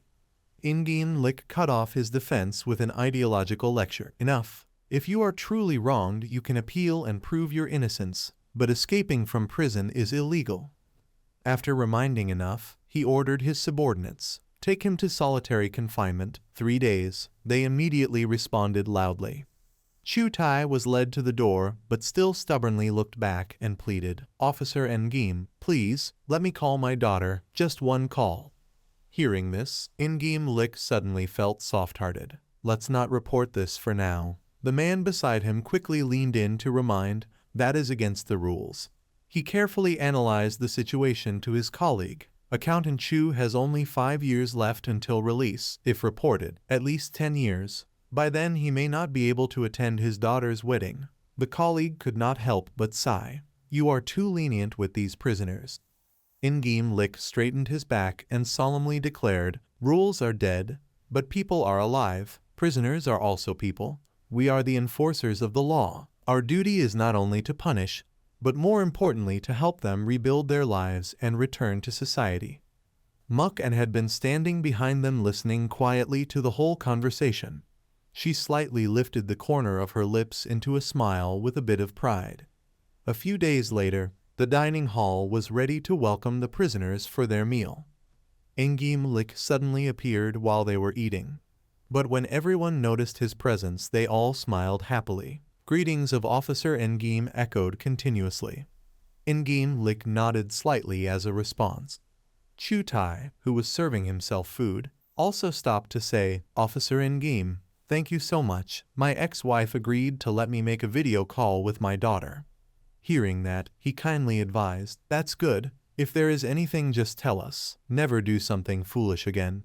He scratched his head awkwardly and promised, don't worry, I will. For my daughter I must behave well, so I can get out soon. Right after, a guard opened the door and announced, Accountant Chu, your ex-wife is calling. Chutai hesitated and said, but my work. In-game Lick understandingly resolved the situation. Go. I will find someone to replace you. He straightened up excitedly and shouted, thank you. Chutai left with a smile that would not fade to take the call. Muck-an could not resist her curiosity and whispered, it seems Officer In-game is very well liked. The colleague opposite immediately took the chance to talk. Of course, you are new. You don't know yet. Officer In-game is the star policeman here. Handsome, kind, and very humane. Even when dealing with prisoners, if something does not violate the rules, he will consider and handle it. Truly a perfect man. Hyubang and Thindi also chirped along. Although Officer In-game is very excellent, you cannot like him. He is mine. Calm down. Many female officers like Officer Endgame. Why is he yours? That's right. Officer Endgame belongs to everyone. Muck and waited for the story to reach its climax before pouring cold water. But I heard he got married 2 days ago. As expected, the group of female colleagues broke their hearts. What? Let me cry for a bit. Endgame Lick happened to pass by and greeted. Muck-Ann, how is it? Can you adapt to the work here? She quickly stood up and replied, yes, everyone cares about me a lot. He took the chance to encourage his sister-in-law. I heard yesterday a prisoner in area had acute appendicitis. Luckily, you performed surgery in time and saved him. I didn't expect someone so gentle like you to be so skilled when holding a knife. The speaker was unintentional, but the listener, Muck-Ann, blushed. Endgame Lick confusedly asked, what is it? She tucked her hair and shyly confessed, since childhood, parents, relatives, friends always praised my sister for being excellent. Told me to learn from her. No one has ever praised me like that. He understood and added some words of encouragement. Everyone has their own strengths and weaknesses. Don't compare with others. Let me tell you a secret. Your sister usually acts fierce, but actually she is very timid. She doesn't even dare to watch chicken slaughter. Muck and Speechless only replied dryly, really. Endgame Hone appeared at the right time, breaking the harmonious atmosphere. The food here in the prison is very delicious. Endgame Lick was slightly surprised seeing his brother. Why are you here? He scratched his ear and explained casually. Our university is carrying out law popularization education. Came here for exchange. Endgame Lick looked confused and doubtful. Law education exchange. How come I never heard about it? Endgame Hone grumbled, hinting, maybe someone was bribed. Not letting you know. Wanted to surprise you. Endgame Lick excitedly made a bold guess. Muck too came too. At the same time, Chutai was in the communication room. One of the 2 officers carefully instructed him. Officer Endgame considered your special case and allowed you to call your family. You have only 10 minutes. Don't make it hard for us. Chutai nodded gratefully. Thank you, I understand. Meanwhile, the metal lock started to fix him on the chair. As soon as the computer connected, the little girl shouted excitedly, Dad. Anne teared up and softly said, my daughter. The little girl did not understand the emotions of adults, only focused on chattering. Dad, you broke your promise. You said you would celebrate my birthday with me. Why didn't you come? Chutai awkwardly found an excuse. Sorry, my daughter. Dad is on a business trip. Cannot come back. Be good. When Dad returns, every day we will play together. We will never be apart again, okay? While his daughter said yes, his ex-wife suddenly interrupted. Enough. It's getting late. We should go. Chutai's face instantly changed. Go. Where are you going? Where are you going? At this moment, Chutai finally realized the position where his wife and daughter were standing. He impatiently shouted, where is everyone now? Chutai's wife saw that there was no need to hide anymore, so she frankly admitted, this place is the airport. In 10 minutes the plane will take off. I have remarried. I want to take my daughter abroad to live. I will never come back here again. The reason I agreed to call you is to tell you, if you want the best for your daughter, from now on do not bother us anymore. After saying that, she hung up the phone with a snap, leaving Chutai losing his composure like a cat whose tail was stepped on. Going abroad. What do you mean? Explain clearly. The warden saw that the situation was not right and immediately rushed in. Chutai, what are you doing? Both of them moved to restrain him while warning, stand still, or I will shoot. He lay flat on the table, panicking and screaming, bitch, if you want to go then go alone, leave my daughter. Chutai vented all his resentment in a long scream. After that he used all his strength to throw the 2 wardens backward. One of them was even hit directly, causing his whole body to stagger. At the same time, in the kitchen it was quite peaceful. The warden was still calmly leading the group of students on a tour. This is the kitchen of our prison. From washing vegetables to cooking rice, the entire process is done by the inmates themselves. Everyone can freely observe. But the thing that caught the attention of these mischievous kids was not here. They heard that Miss Moo's husband is a police officer here, managing the prisoners. His temper must be very bad. I wonder what he looks like. Mewtwo suddenly turned around and shot a sharp look. What, are you all that curious about your teacher's private life?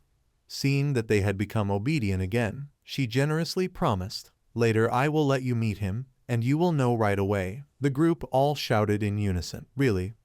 The cheerful atmosphere was suddenly broken by hurried footsteps. Chu Tai, holding a gun, conveniently grabbed Mewtwo as a hostage. Stand still. The students were so scared that their jaws almost dropped, only screaming, Miss Moo. He ignored everything and pointed the gun at the nearby gas tank to threaten. Let me go, or I will blow up this place. As soon as he heard the news, Ingirm Lick immediately rushed in and questioned, Chu Tai, what are you doing? While Moo panicked and called out to her sister. Seeing the familiar figure, he was briefly startled. Officer Ingirm. Taking advantage of the moment, he ordered his subordinates quickly disperse the crowd. His colleagues did not dare to hesitate and immediately shouted loudly. The crowd then left the scene one after another amid urgent instructions, quickly get out of here, go this way. Chu Tai tightened his grip on the hostage and began to complain bitterly. That bitch deceived me, she agreed, as long as I agreed to the divorce, she would take good care of our daughter. But after just half a year without seeing her, she broke her word, not only remarried, but also wanted to take our daughter abroad. I cannot lose my daughter, please, let me go, I must stop her. Ingirm Hone anxiously agreed without thinking. All right, I agree with you. Release her first, I will be your hostage. He whispered into Ingirm Lick's ear, brother, I will go over there, once I get there, you shoot. But he was immediately stopped. No, too dangerous, don't act recklessly, trust me, I can persuade him. Ingirm Lick slowly approached the target to talk him down. Chu Tai, calm down, release the hostage. Doing this will only make your crime worse. The clock inconveniently showed past 1 in the afternoon.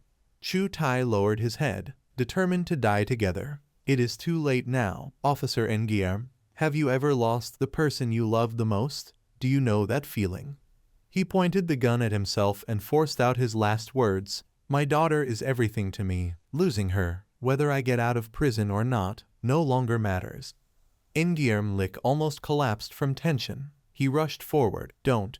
And indeed he managed to pin Chu Tai to the ground. But the gun that fell to the floor misfired uncontrollably. The bullet flew straight toward the gas tank nearby. Mewtwo stared blankly at the sparks bursting in front of her. Frozen with fear, she only had time to turn her head and call her husband's name, Ingirm Lick. Hearing his beloved's voice, he struggled to get up, Mewtwo. But the horrifying scene that followed stunned Ingirm Lick. He witnessed with his own eyes his wife being burned alive at a distance of only a few steps. The memory ended at the moment the massive explosion blew away the entire large kitchen. Tam Duck slowly walked along the corridor, her mind gradually digesting the information Moo had shared. My brother-in-law believes that he caused my sister's death. Since then, he has become like another person, harsh toward everyone and everything. After the apocalypse, he became like a machine that lost all emotions, carefully and precisely maintaining the operation of this place. Others all think that he manages this prison, but I feel that the world without my sister is his prison. He is the one who suffers the most. At that moment she glanced toward a slightly open door. Ingirm Lick, bare-chested, was struggling to apply medicine. He quickly caught the searching gaze directed at him. As a result, a dry question echoed in the office from Ingirm Lick. Do you know how to apply medicine? Tam Duck said nothing, just focused on the wound. The scene before her stirred doubt inside. This burn, it must have been left from that time, right? Tam Duck held the bottle of medicine and hesitated, not daring to act. Ingirm Lick could not help but turn his head and taunt. What, scared now? Weren't you very strong before? She, ashamed and angry, loudly retorted, Who is scared? He noted this answer and immediately urged, then quickly bandage up. The generator also needs to deal with quite a few zombies. I have to lead people out to hunt. Tam Duck blankly asked back, We have to go out again. Everyone just returned. Can't we rest a bit? Ingirm Lick nimbly put on his coat, then replied roughly, It's not something you should care about. Her brows knitted tightly, and she exploded emotionally. Are you an ass? Why so stubborn? Aren't you going to boast to death? This unexpected complaint made In-game lick pause. He inadvertently recalled Mewtwo's habitual phrase from the past. Aren't you going to boast to death? And let me see you doing the work of 10 people alone. Don't even think about entering the room tonight. At that time In-game lick could only obediently go along. I know, don't be angry. Seeing him silent, Tam Duck pressed the advantage. Muin said he lost too much blood. Now his body is severely lacking blood. Tell him to get in Roman 4 drip. Go or not, it's up to him. Having said everything she needed to say, she immediately rushed out. Not yet at the door she heard In-game lick mutter, "Are you people just like In-game Hone? All think I have no humanity." He did not care that she was still there and poured out his heart. Being responsible for so many lives is not easy. This prison looks solid and stable, but in reality it is like spring ice, already as thin as possible. As soon as balance is lost a little, it could collapse at any moment, and the only way to maintain balance is to preserve the maximum value of each person. I only want to do my best so people can continue to live. Tam Duck, hearing this, posed a hard question. But does he think they will be happy like that? Like that child, watching his father die, then still forced to serve like an animal. When grown, won't that leave psychological trauma? And others too, on the one hand working recklessly, on the other hand fearing sickness, injury, worrying they will be discarded because of it. Tam Duck, once the music player was turned on, poured out without stopping. The biggest difference between humans and zombies is humans have feelings. I think the person Mewtwo liked was In-game lick, warm, kind, thoughtful for others. If she were still alive, she certainly would not want to see him like he is now. In-game lick did not know how to respond. Finally, he compromised and collapsed onto the edge of the chair. There is a potassium tablet in the drawer. Pour me a glass of water. Tam Duck was stunned for a long time before digesting the information she had just received. She said nothing, turned her back and poured water. Just one glass, not even half full, and she hesitated for a long time. It turned out that in Tam Duck's mind In-game Hone's instruction was replaying. All the prison keys are in In-game Lick's hands. As long as she finds a chance to put this into his food, steal the keys, I will have a way to get you out. She looked at the pill in her hand and silently made up her mind. This is a good opportunity. If missed, who knows how long until the next. But deep down she still had some resistance. But at that moment In-game Lick suddenly approached and questioned, "What are you doing?" Being grabbed tightly by him made her blurt out a scream. In-game Lick stared at the pill and softly opened his mouth. This is... Before he could finish the sentence, his whole body staggered.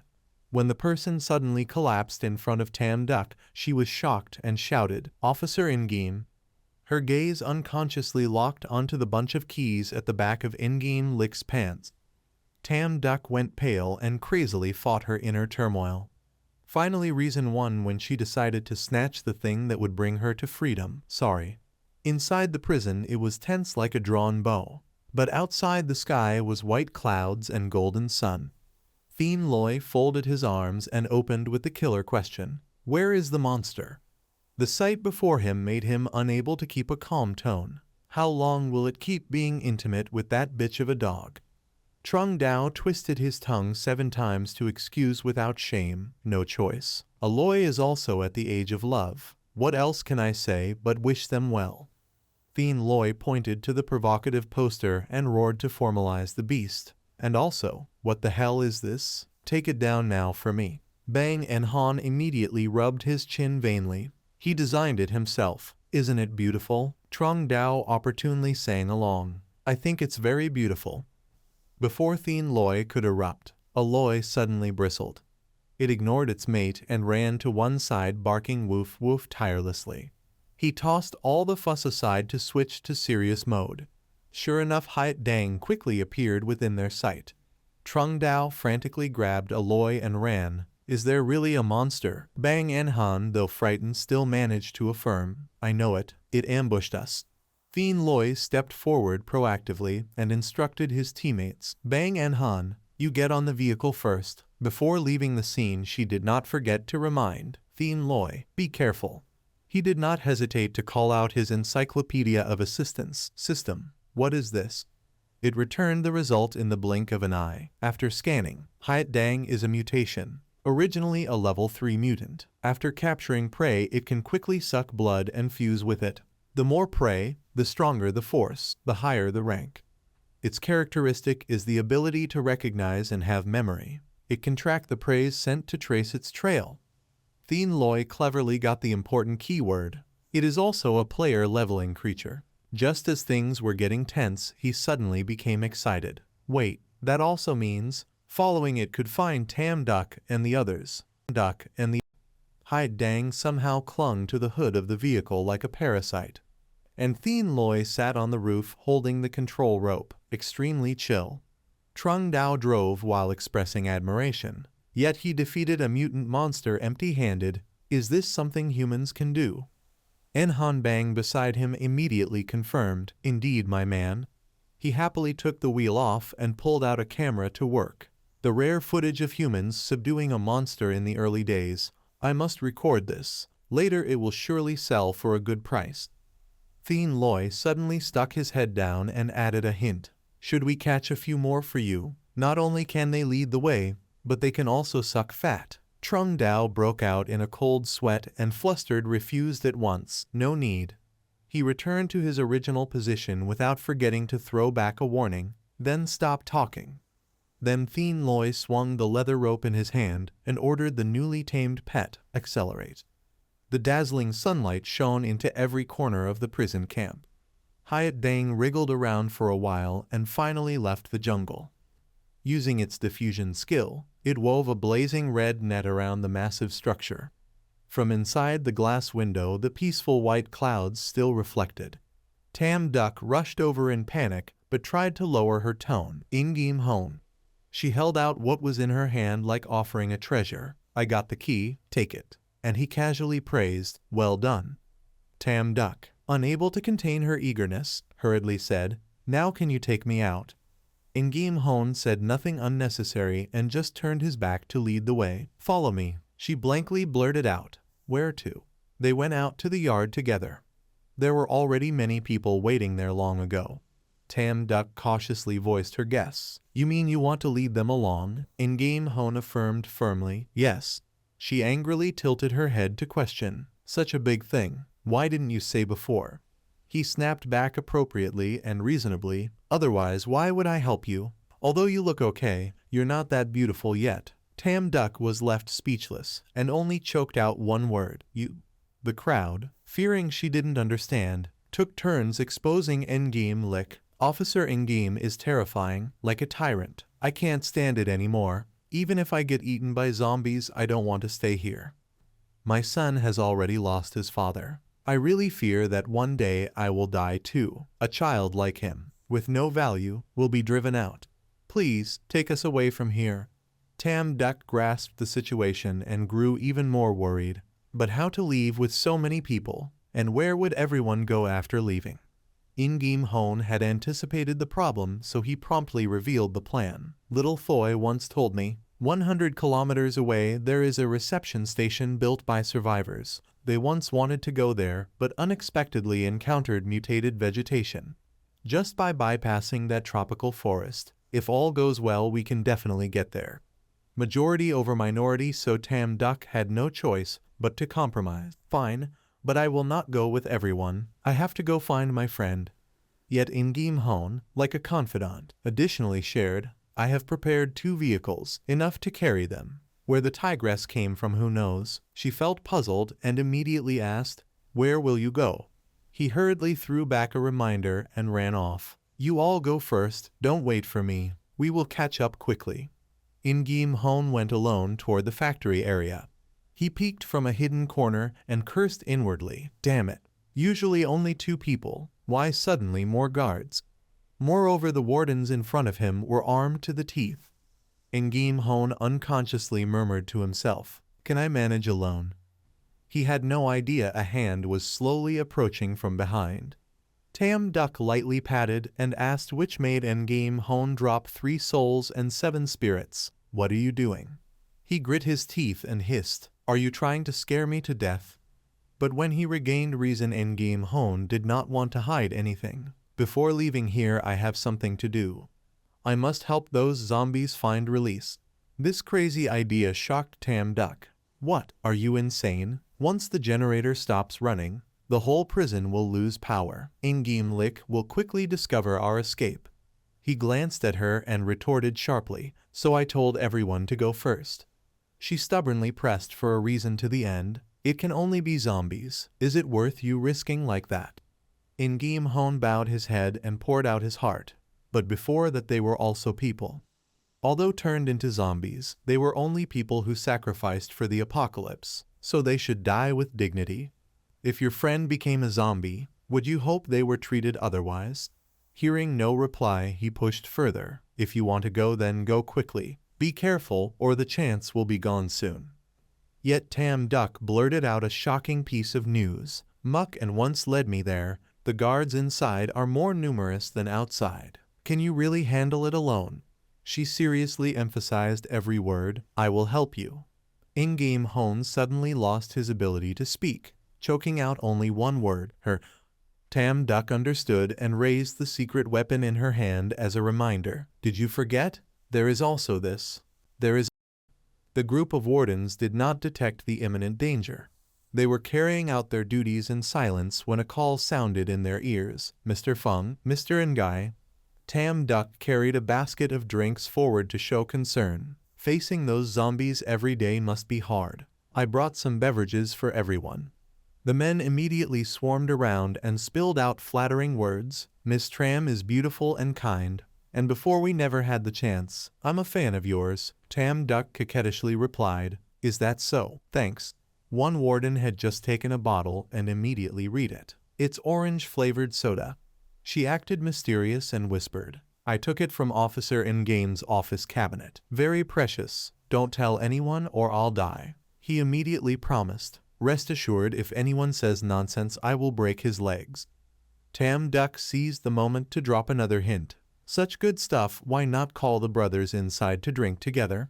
Faced with this beauty, the wardens could only give in. "You're right." He immediately called everyone. "Hey, there's good stuff. Come out quickly." Before long, the ground was littered with bottle caps. Not far away, the group of wardens lay down, blowing bubbles everywhere. Ngim Hone had just stepped out and sighed, as in the movies, "The more beautiful a woman is, the better she is at tricking people." "You're good," Tam Duck pouted in reply. "Who said I'm not pretty enough earlier?" After the verbal sparring, he switched to urging, "Don't talk so much, strike fast and win fast." Soon they had entered the central area. The zombies in the glass cages were walking in stunned silence. Ngim Hone stared for a long time, then murmured, "It's time to end everyone's suffering." As soon as he finished, he flipped the switch down. All motors immediately stopped abruptly. The group of zombies lost their habitat and collapsed, piled on each other. Ngim Hone and Tam Duck silently witnessed this moment together. At the same time, the lights in the common hall also went out. The wardens reacted first. "What's going on?" Others had the same question. "Power cut." Outside on the training ground, the situation was completely different. Everyone hurriedly flipped the tarp off the vehicles to reveal escape means. People couldn't contain their joy and cheered continuously. "Great, there are biscuits and drinks inside, enough for us on the road." Quach Lin astutely reminded, "The main gate is heavily guarded." Ngim Hone said, "There is a back door here. Earlier it was for staff deliveries. Later it was blocked for unified management. But it can be opened with a key." The strong young men searched for the door as she said. The covering cloth was just revealed, and they eagerly jabbed the key into the lock.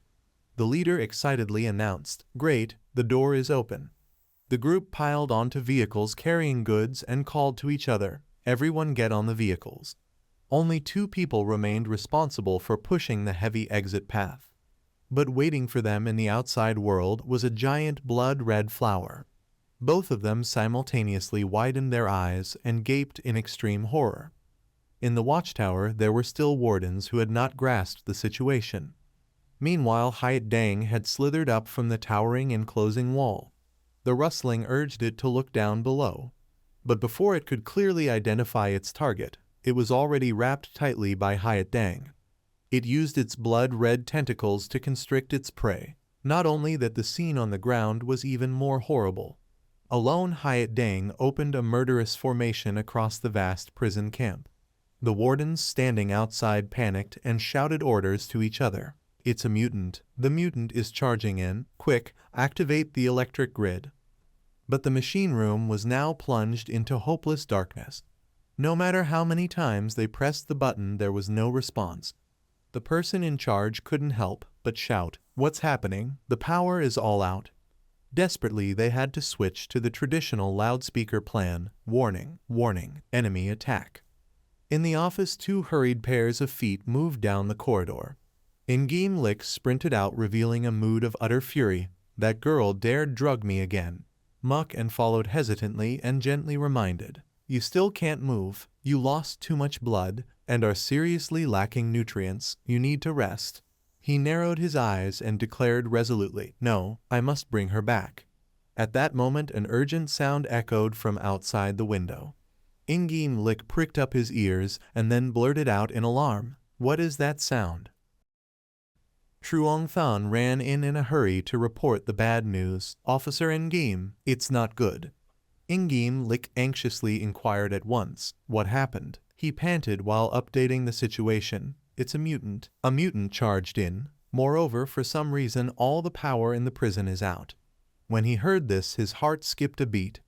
Before they could discuss a plan, Hyatt Dang crashed through the window to pay a visit. It stretched its blood-red tentacles toward the living prey. Muck and Weekly was targeted by Hyatt Dang first. Truong Than immediately drew his gun and fired relentlessly. This bold action made it even more frantic. Hyatt Dang abandoned its original target and redirected toward him. In the critical moment, Ingame Lick grabbed a fire extinguisher as a weapon. He sprayed all the white powder onto the long leech-like tentacles before him. Hyatt Dang, deprived of air, immediately went limp like jelly. Ingame Lick took the opportunity to approach and tear it apart with his bare hands. A murderous aura flowed from his eyes, colder than ice and snow. Hyatt Dang, without strength to fight, lay gasping in a heap on the floor.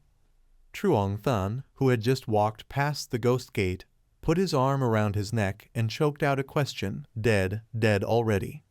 Ingame Lick did not answer him, but turned to issue orders. "Muck and take the old, the young, and those without combat ability to the safe room. Notify the others to start preparing for a level combat." She did not hesitate and shouted clearly. Then he turned to Truong Than to urge, "Follow me." He grasped the urgency and promptly ran after. It seemed their target was still the factory area. There most of the zombie army were still howling madly. A hand both strange and familiar gently unzipped a bag. Ingame Hone took out explosives and shared the plan to split the fight. "Next, just light this." He finished speaking and flicked a lighter to ignite the fuse. At the crucial moment, a scream made them startle. It turned out those who had not yet left were being chased by Hyatt Dang. "Help." They grabbed whoever they could and tightened their grip with strong tentacles. Ingame Hone stood up and shouted, "What is that?" Tam Duck, with just a glance, read it immediately. "I know, it's the mutated creature that attacked us before, but these ones are much bigger." After the quick briefing, she and he together instructed everyone, "Hurry, get inside." Everyone poured out all their strength from birth. The Hyatt Dang swarm relentlessly pressed close behind. Tam Duck glanced and frantically warned, "They're coming." Ingame Hone gritted his teeth and lit a bundle of explosives in his hand. He waited until the fuse almost burned out, then quickly threw it into the soft-legged mass in front. Then he immediately ordered those around, "Close the doors." They instantly used their bodies to push the heavy door. The clack that sounded now was like the sound of heaven. But the assault of thousands of Hyatt Dang made the space tremble violently. Fortunately, aside from falling dust, no mutated creature could get through. Tam Duck stood watching attentively for a long time. Ingame Hone ground his teeth and hissed in doubt. The prison's defensive methods have always been good. Moreover, every 2 days there would be patrols to clear the zombies around. Why did a mutated creature suddenly appear? She did not waste time and exposed the other. You still talk. Wasn't it because you cut off all the power? In-game Hone, ashamed and angry, put his hands on his hips and argued stubbornly. Don't make it all my fault. Tam Duck choked red-faced and shouted. Who knew it would coincide like this? While they were squabbling, the rumbling at the factory made both of them stop fighting. He regained reason and reminded his comrades, now is not the time to argue. Think of a way first. The zombies inside were also protesting tirelessly. Under the huge pressure, the glass cage began to crack. Tam Duck panicked and asked by reflex, explosives? No. In-game Hone angrily snapped. Did you think it was white sand? That came from my regularly distributed cartridges, saved up for a year. We used it all earlier. The crack widened day by day. Finally, what had to happen happened. The glass cage shattered into pieces. The unleashed zombies crazily headed toward the places with the most concentrated blood. The zombies escaped from the seal and rushed out like a tide. In-game Hone and Tam Duck were so frightened that their facial features distorted. At the moment of life and death, a familiar truck crashed in. It relied on its weight to crush most of the zombies. Some even pressed their faces against the window. Enhanbang grabbed the handle tightly and shouted loudly, "This is why are there so many zombies?" Thien Loi was anxious and questioned the one busy holding a dog. This guy, can you do anything right? Trung Dao cried loudly and defended himself, dancing disco on the grave. I am not joking anymore. Tam Duck discovered a familiar figure and excitedly called the name Thien Loi. He quickly jumped off the truck with overflowing emotion. Tam Duck. Hyatt Dang followed its master, waving its red tentacles as greeting. She had just been chased by its kind, so she was startled. Thien Loi at the right moment hit Hyatt Dang once to show off before the beauty. Tam Duck just waited for that and hugged him tightly, whispering Thien Loi. She leaned on his strong shoulder and began to pour out her fear. I was so scared, I thought I could not see you again. He gently asked with concern, how are you? Are you hurt? Before hearing the answer, Enhanbang rushed to interrupt Tam Duck. You are fine, that is good, right? Where is Tin Van? She looked blank and asked back, Tin Van, is he not with everyone? Enhanbang also looked confused. No, I thought he was with you. Seeing them busy reuniting, In-game Hone shouted loudly to remind, help a bit, I cannot hold on alone anymore. As soon as the words ended, the mutated flower broke through the door.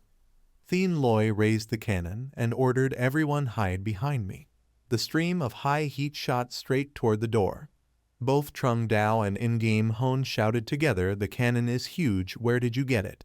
Thien Loi turned into a chef, enthusiastically cooking the mutated plants, turning them into ashes. Under the strong heat, all obstacles turned into charcoal. But while charging, the gun suddenly jammed. The system appeared at that moment, reminding trial time ended. If the host is satisfied, please upgrade purchase. Thien Loi was stunned and asked again, what is this? What trial time? The system patiently explained, already reminded you, sharing life energy will lower the rank. Now you have fallen to officer level, no longer allowed to use high-level weapons. He was shocked and sighed, too cruel, right? Everyone looked. The mutated flower just grilled finished, now new trouble appeared. The closer they came, her warning sounded louder, those zombies imprisoned in the prison. They all ran out. The people standing nearest the door scattered in familiar screams, help. But this accidentally attracted more zombies. A young unlucky man was pressed to the ground. He opened his mouth wide and shouted the only word, help. Thien Loi rushed forward at the fastest speed. When near the target, he jumped into the air with the axe.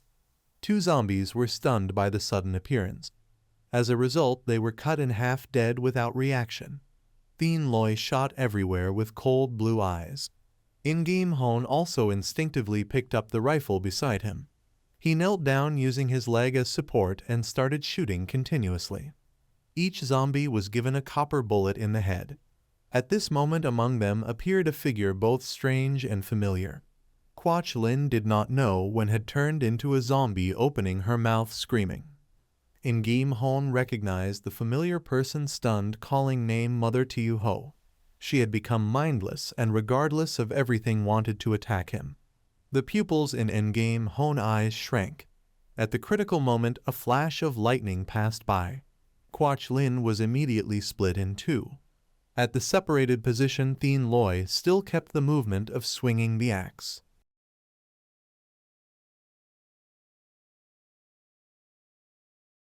Tam Duck curiously stepped forward to find out information. Didn't everyone leave the prison? Why did you come back? Kung Quan explained awkwardly. We followed the plan and found the car. But as soon as we opened the door, there were many monsters outside. We risked our lives to run back. But inside the base it was chaos. Everywhere were zombie monsters. Except for a few of us, everyone else was. Tam Duck murmured softly. How could this happen? Quach Lin, whose body had been split in half, was still lying flat on the ground. In-game Hone knelt in front of her, repeatedly blaming himself. It's all my fault. I am the one who harmed them. I always hated my brother for not listening to me, stubborn and rigid, causing Muk2's death. Turns out I am no different from him.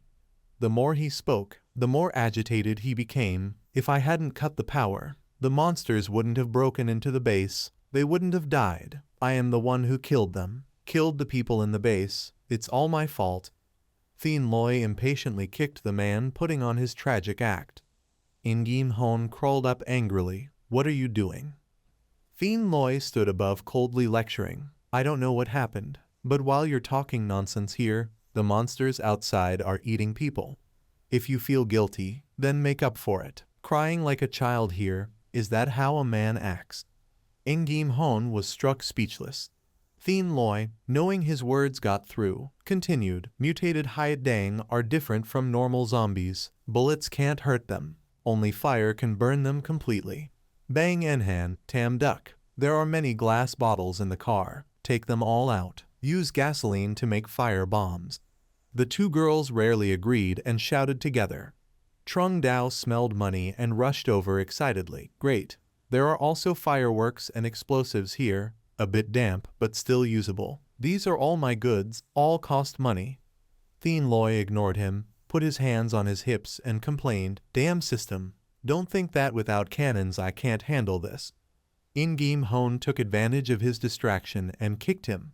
Thien Loi roared angrily, you brat, itching for a fight. But In-game Hone immediately snapped back. Stop looking down on others, showing off in front of me. You're not qualified yet. After saying that, he turned and left, leaving Tam Duck calling after him. In-game Hone, where are you going? He tilted his head and said seriously, although your friend is annoying, he's right. The monsters were released by me. I have to personally end them. On the other side of the prison, the atmosphere was as tense as a stretched string. In-game Lick stood on the rampart and gave a loud command to fire. The cannons simultaneously unleashed tremendous power. The explosions echoed, shaking the space. The officers shouted excitedly, we hit them. But their smiles faded as Hyat Dang appeared through the dust. It gathered the exploded tentacle pieces back into a new body. Everyone stared in shock, whispering, what is that, those things? Even In-game Lick, the leader, was deeply unsettled. What kind of monster is this? No matter how many pieces it's torn into, it won't die, and it's even larger than before. But no matter what it was, they still carried out the new order. Reload. The officers switched to rifles, firing while shouting encouragement. Shoot. Don't let them cross. But the Hyat Dang's skin was like iron. It broke through all firepower and counterattacked. Those standing near the edge were grabbed by its tentacles and lifted into the air. In-game Lick had no choice but to enter the battle himself. He gathered strength in his legs and leaped higher than the Hyat Dang, then swung his short blade intending to slash it apart. His first strike successfully cut off one tentacle. The rescued officer fell freely to the ground, life or death unknown. But unfortunately, In-game Lick had put himself in danger. Facing him now was a giant man eating flour. Every muscle on his face tensed to the limit. Yet just as Hyat Dang was about to strike, it was suddenly thrown away. A heavy truck dragged it along the ground like a rag. In-game Hone poured all his strength into pressing the accelerator and turning the wheel. In-game Lick was helped up by two officers. As soon as he regained vision, he was even more shocked. In-game Hone. His brother inside the truck shouted loudly, "Run!" Ingame Lick froze, processing the information. After realizing his brother's intent, he immediately waved his hand and ordered, "Fall back, retreat to the safe zone." The off-road vehicle sped swiftly through the roadside bushes. Heavy gas cylinders were thrown onto the road. Ingame Hone, sitting in the passenger seat, stuck his head out and fired back, "Damn monster, go to hell." The clash of metal created sharp, crisp sounds. The gas cylinders reacted simultaneously and exploded. Smoke and flames merged into a chaotic scene. The blaze rose, burning away the strange vines. After it was over, Ingame Hone returned the gun to its original owner. He bowed his head slowly, taking all the blame upon himself. "The key, it was me who told Tam Duck to steal it. And because I installed the generator, those monsters could break in. You can punish me however you want." Ingame Lick furrowed his brows, his sharp eyes sweeping across. Without hesitation, he pointed his gun straight at the other man. The group behind was stunned by the action. Officer Ingame. Even so, Ingame Lick remained silent. A few minutes passed before he slowly spoke. "The one at fault is me." Ingame Hone's eyes widened, not expecting such a reaction. Ingame Lick loosened his grip on the gun, as if he had realized something. Tam Duck was right. The survivors are not prisoners. They have the right to choose freedom. It was my harshness and irrationality that forced them to leave. He lowered his head, feeling something inside him changing. So even without monsters breaking in their hearts I was scarier than any monster. A leader like that has no worth. Ingame Lick glanced back timidly and asked, "Everyone thinks so too, right?" The group froze, not knowing how to respond. Right after, he tossed the gun toward Ingame Hone. Realizing his mistake, Ingame Lick gave everyone a choice. "Once we get out of danger, I will distribute all resources. Anyone who doesn't want to stay can leave. But for now, the most important thing is to destroy the monsters, protect the base." Without wasting time, he immediately issued orders. "You guys, technicians, guard the power plant and repair the electrical system. The rest of you, come with me to set up defenses." The group nodded seriously. "Understood." Suddenly, someone shouted in surprise, "Officer Ingame." A bright electric spark flashed across the iron fence. Amid the crowd's cheers, the power was restored. Electricity is back. The entire plant gradually regained its former vitality. Energy spread rapidly throughout the area. The officers rejoiced at the sight. The backup generator has been installed. The multi-purpose vehicle was lifted slowly by a cable. Trung Dao held the steering wheel. A grin stretched from ear to ear. "My old friend, remember my heroic pose? After the apocalypse ends, I must have my photo in the hero exhibition hall."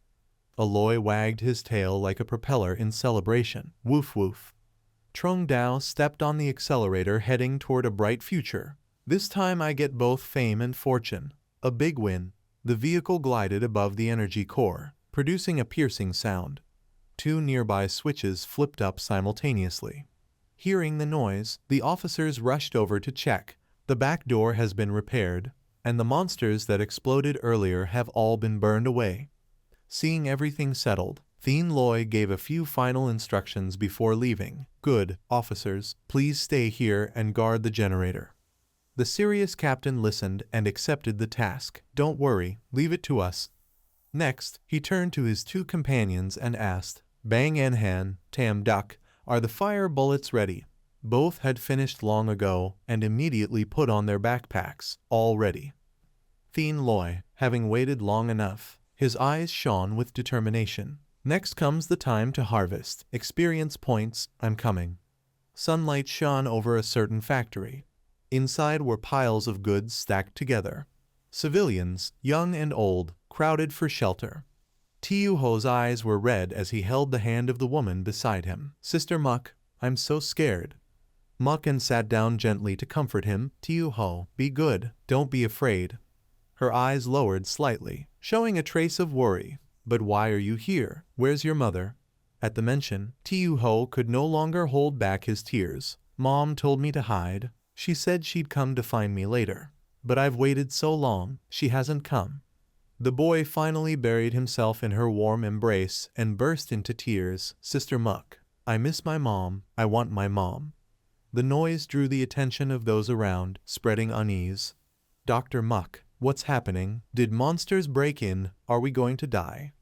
Though Mucken didn't understand the situation, she still tried to comfort them. Everyone stay calm. Officer in-game will protect us. At that moment, a loud crash came from the door. The children nearby screamed in fear. Tiu-Ho suddenly sensed something and fell silent. The figure appearing outside was none other than the one he had longed for day and night, his mother. Tiu-Ho opened his eyes wide and slowly left that embrace. Mom. The figure reflected outside the door grew clearer and clearer. Seeing the familiar silhouette, the boy became excited. It's really Mom. Muck-En was startled by the child's sudden action. No. But it was too late. Tiu-Ho had already opened the window. Outside wasn't his mother at all, but a terrifying zombie. The boy was so frightened by that face that he fell to the ground. The zombie stretched its head toward the target in front of it. The boy had no strength to resist, only staring in terror. Suddenly, the sound of a chainsaw echoed. It turned out that Muck-En had rushed forward just in time to slash that strange creature. Its head fell to the ground, but its eyes remained wide open.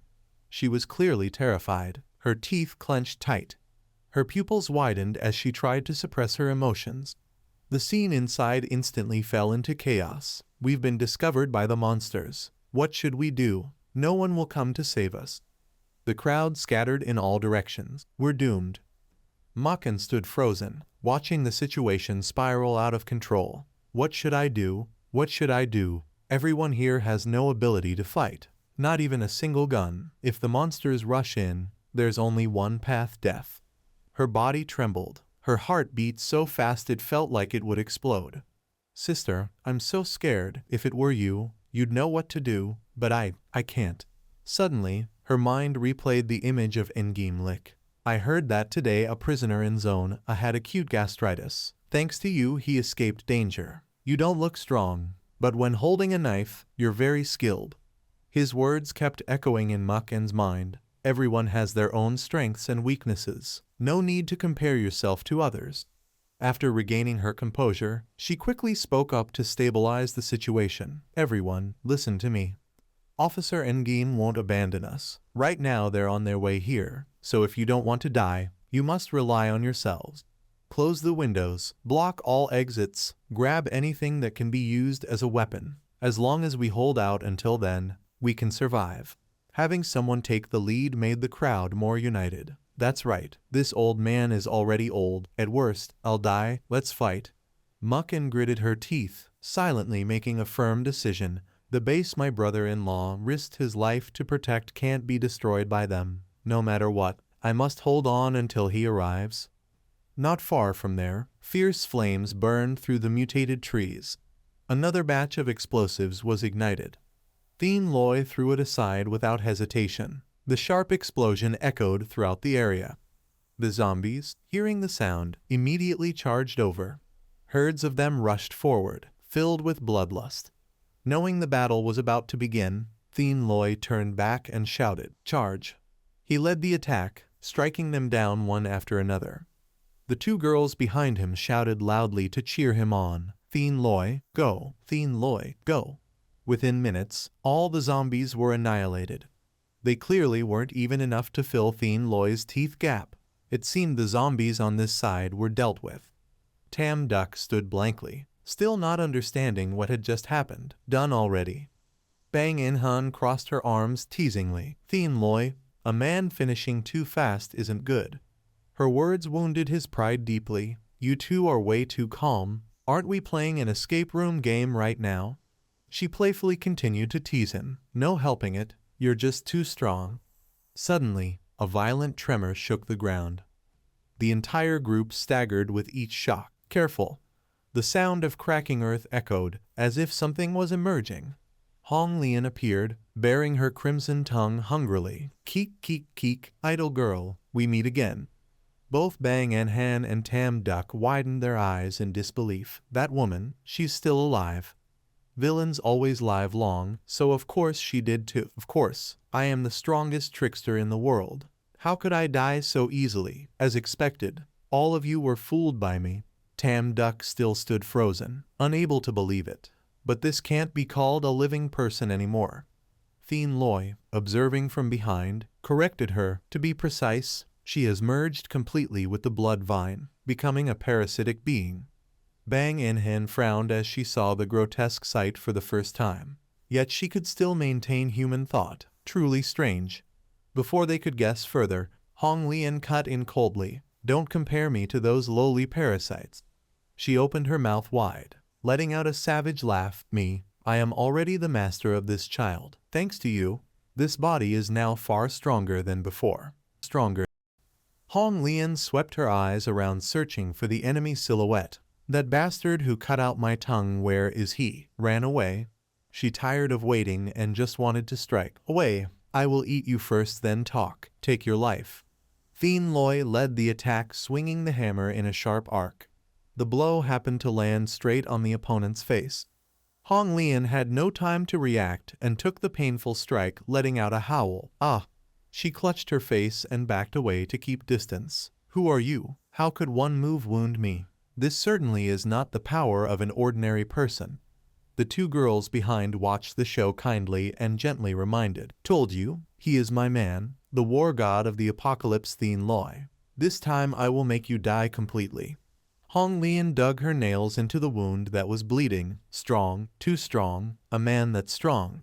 She suddenly laughed, revealing madness. People like it very much. Hiat Dang at her feet likewise gradually grew larger. It spread out and wrapped around every nearby creature. Hong Lian used her sharp teeth to tear great bites. One by one the Hiat Dang she pulled in were devoured by her. Tam Duck was frozen by that horrific sight. What is this monster doing? Bang In-hen, seeing the action, also felt chilled. She is eating zombies. Thanks to digestion, the face of Hong Lian recovered at a rapid rate. The wound was healing. Thien Loi frowned and raised his guard. She is absorbing nutrients from the zombies. Her eyes shone brightly and the transformation was obvious, so satisfying, power flowing non-stop. Hong Lian felt the hot blood inside her body boiling, becoming stronger. Thien Loi did not want to be hindered and coldly instructed. Everyone get to a safe place first. I will deal with her and then come find you. Tam Duck, though understanding, could not avoid worry. But he heard concern and cut in quickly. This monster is not easy to handle. You staying here will only distract me. Both, knowing the situation, reluctantly agreed. All right, Thien Loi, be careful. By then Hong Lian had finished absorbing energy. Yet this had injured the beautiful face. So unfair, but she again extended that grotesque tongue without hiding her greed. Like them, fused into one with me. I will spare you. How about that? Thien Loi would not let the opponent mock him openly. Ugly one, looking at your face is disgusting. Who wants to fuse with you? Those words struck her pride and Hong Lian flew into a rage. How dare you call me ugly? Unforgivable. She launched countless sharp roots downwards, but with his agile form he easily dodged. The intense fight continued. Thien Loi darted across, deciding to confront directly. He used the hammer in his hand to block the opponent's attack, but the gap in strength sent Thien Loi flying. He struggled to sit up, gritting his teeth. Too strong. What rank has this guy reached? Knowing he could not play as usual, Thien Loi requested support. System scan. The ring on his middle finger flashed light on command. It targeted the enemy before him. Seconds later, a piercing alert sounded. Scan complete. Target is a level 6 mutated organism, a fusion-type monster, and it also possesses human intelligence. Attention, evacuate now, evacuate now. He bowed his head slightly and carefully recalled the events. Level 6, so the previous move I could have dodged. Thien Loi's eyes flashed with killing light. Not right. It's not that she is too strong, but that I have become weaker. He pushed up with his hands, thoughts in turmoil. Due to the downgrade, his body became sluggish. Speed and agility far worse than before. Stamina also starting to decline. Hong Lian took in all movements and felt puzzled. Why suddenly motionless, finally afraid? She raised her arm and combined with Hai Dang prepared to attack. Now regret is too late. I will not give that scum male a second chance. Countless roots were launched on command. They were equipped with tracking to always find weak spots to stab. Thien Loi tried hard to dodge the massive blows, constantly shifting gears, too fast, after absorbing the zombie's power even faster than before. With his current strength, is he an opponent to her? But thinking differently, that also means if he can defeat her, plus the zombies killed earlier, he could return to lieutenant rank. Although this guy looked huge, all behavior was still governed by a human brain. So like normal zombies, his weakness was right at his head. As long as he could reach that position, give it everything. Thinking that he sprang upward with momentum, Thien Loi used Hai Dang itself as a springboard to advance. He quickly appeared before the target. The hammer in his hand swung hard. Level 6 Crane, I claim you. Crane. Hong Lian reacted extremely fast, launching her sturdy tongue to counterattack. Tian Lei did not expect the opponent to have this move, his eyes wide in shock. Moments later, he was tied up tightly by the enemy, done for, completely seen through. She looked at the prey in her hands and repeated once more, I told you, I will not give the worthless man a second chance. Hong Lian did not hide the greedy look on her face. Obediently become my food. At this moment suddenly Zhu Dang below burst into fierce flames. Because of the parasitic connection, of course she was also affected. Too hot. It turned out the two people Tam Duck had never left. Tian Lei, hold on, we came to save you. Seeing the familiar face made Hong Lian excited. Troublesome women, it's you again. She launched her roots trying to catch them, thinking that could harm me. Tam Duck was no match, immediately tied up. Ah. Even Bang En Han was no exception, lifted lightly. Ah. Tian Lei looked at the scene unfolding, helplessly screaming, Bang En Han, Tam Duck. He lost his calm, flailing violently, release them. Hong Lian grasped their weakness, extremely interested in that expression. Yet they still had the strength to resist. It seems these two girls are very important to you. To make the game more interesting, she gave him a choice, regardless of his own life, wanting to return to save you. They all must love you very much. I have a very good idea. How about we play a game? Hong Lian's voice echoed steadily, increasing the seriousness. You choose one of them, die together with you. The other I will let go. What do you think? Tian Lei widened his eyes, could not expect the opponent to act like this. Choose the girl you love the most, be a couple together. Or protect the one you love, letting the other girl sacrifice for you.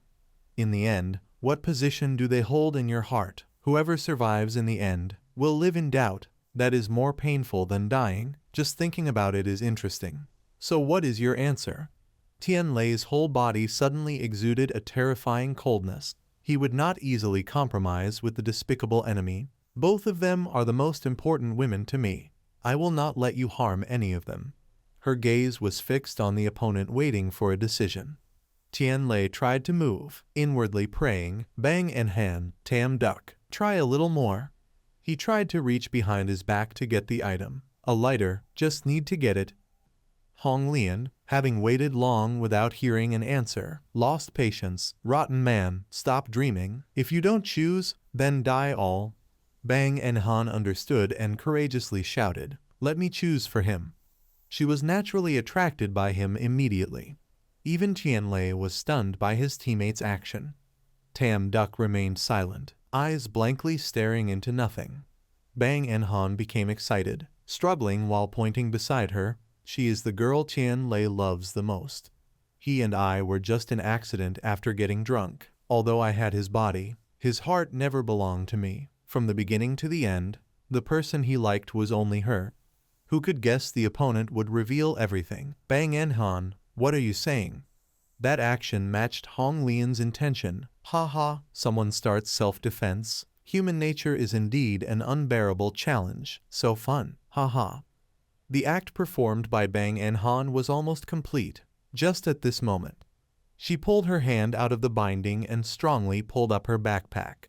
Her trembling voice gave a feeling of extreme unease. Although I am unwilling, but Tam Duck, Tian Lei are entrusted to her. Tam Duck, witnessing this all along, still did not understand what was about to happen. Bang Enhan smiled, but her eyes were wet. Tianlei, goodbye. Tianlei froze as if a wave of unease surged. Without waiting for anyone to react, Bang Enhan threw the remaining gasoline bottle forward. Let's die together. Hong Lian gaped in shock, did not expect this move. Her body had no time to defend and was surrounded by the strong smell of alcohol. Flames suddenly burst fiercely from nowhere. Inside the bright light were echoes of painful screams. Tianlei was tied tightly, could not escape. He could only helplessly watch his loved ones go. Happy memories with Bang Enhan suddenly flooded his mind. The sound of the fire blended with the mournful voice. Bang Enhan. Bang. The two people, Tianlei, were dropped freely from above. Inside the sea of fire came painful screams. He was truly powerless, clenching his fists tightly. Bang Enhan. Hong Lian's whole body burned, becoming even more crazed. Her face from earlier had completely deformed. Damn it, almost got played by that fool. But it's fine, there is still nutrition. These small injuries, just eat a bit more, and they will heal. I will become stronger, then kill all of you. Tianlei would never let that person's sacrifice be in vain. I will not give you any chance. He gripped his weapon, his whole body cold as steel, and rushed forward. His body suddenly became abnormally agile. Even the axe burst into flames of hatred. Tianlei gritted his teeth, full of determination, for Bang Enhan. His speed was so fast that the naked eye could not follow. Tianlei soared high, swinging the axe fiercely toward the enemy. Take this. His eyes were filled with pain and sorrow. The slash instantly split Hong Lian into two separate halves. She did not even have time for final words, only staring blankly as her life ended. Zhu Deng sank into the sea of flames, showing that the battle had reached its end. Tianlei landed beside, breathing heavily. The air was filled with the smell of burnt flesh. He knelt, face down, feeling as if the sky within him was collapsing. His whole body trembled violently. Sorry, in the end, I still could not say that sentence. I love you. Actually, I have always loved you. Tam Duck stood beside him, a look of loss clearly shown. Just as they were in grief, suddenly a familiar voice sounded. Really?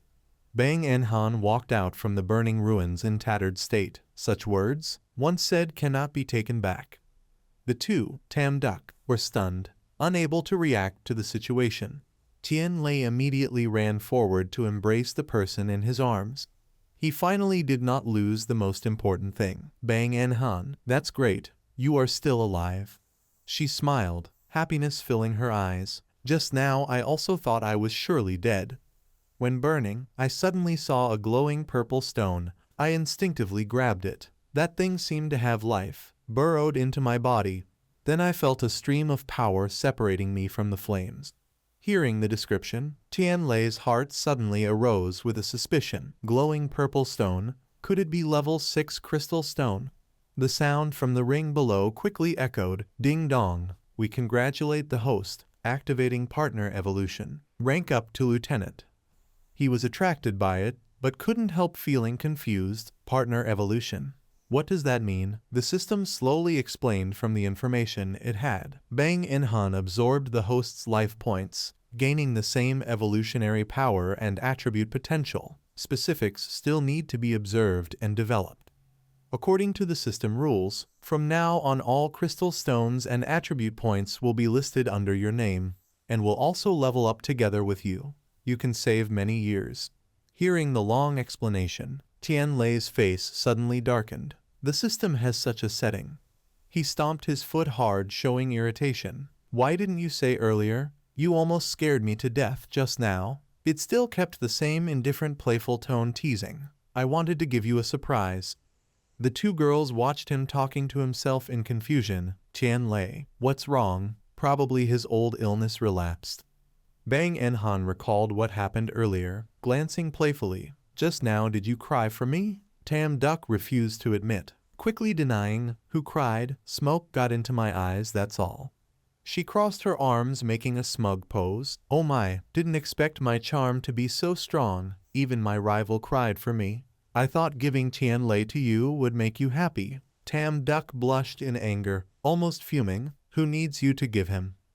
The quarrel between the two girls carried no malice and continued. Didn't you already say, you two were just an accident? We are the real love. I did that to make the monster lower its guard.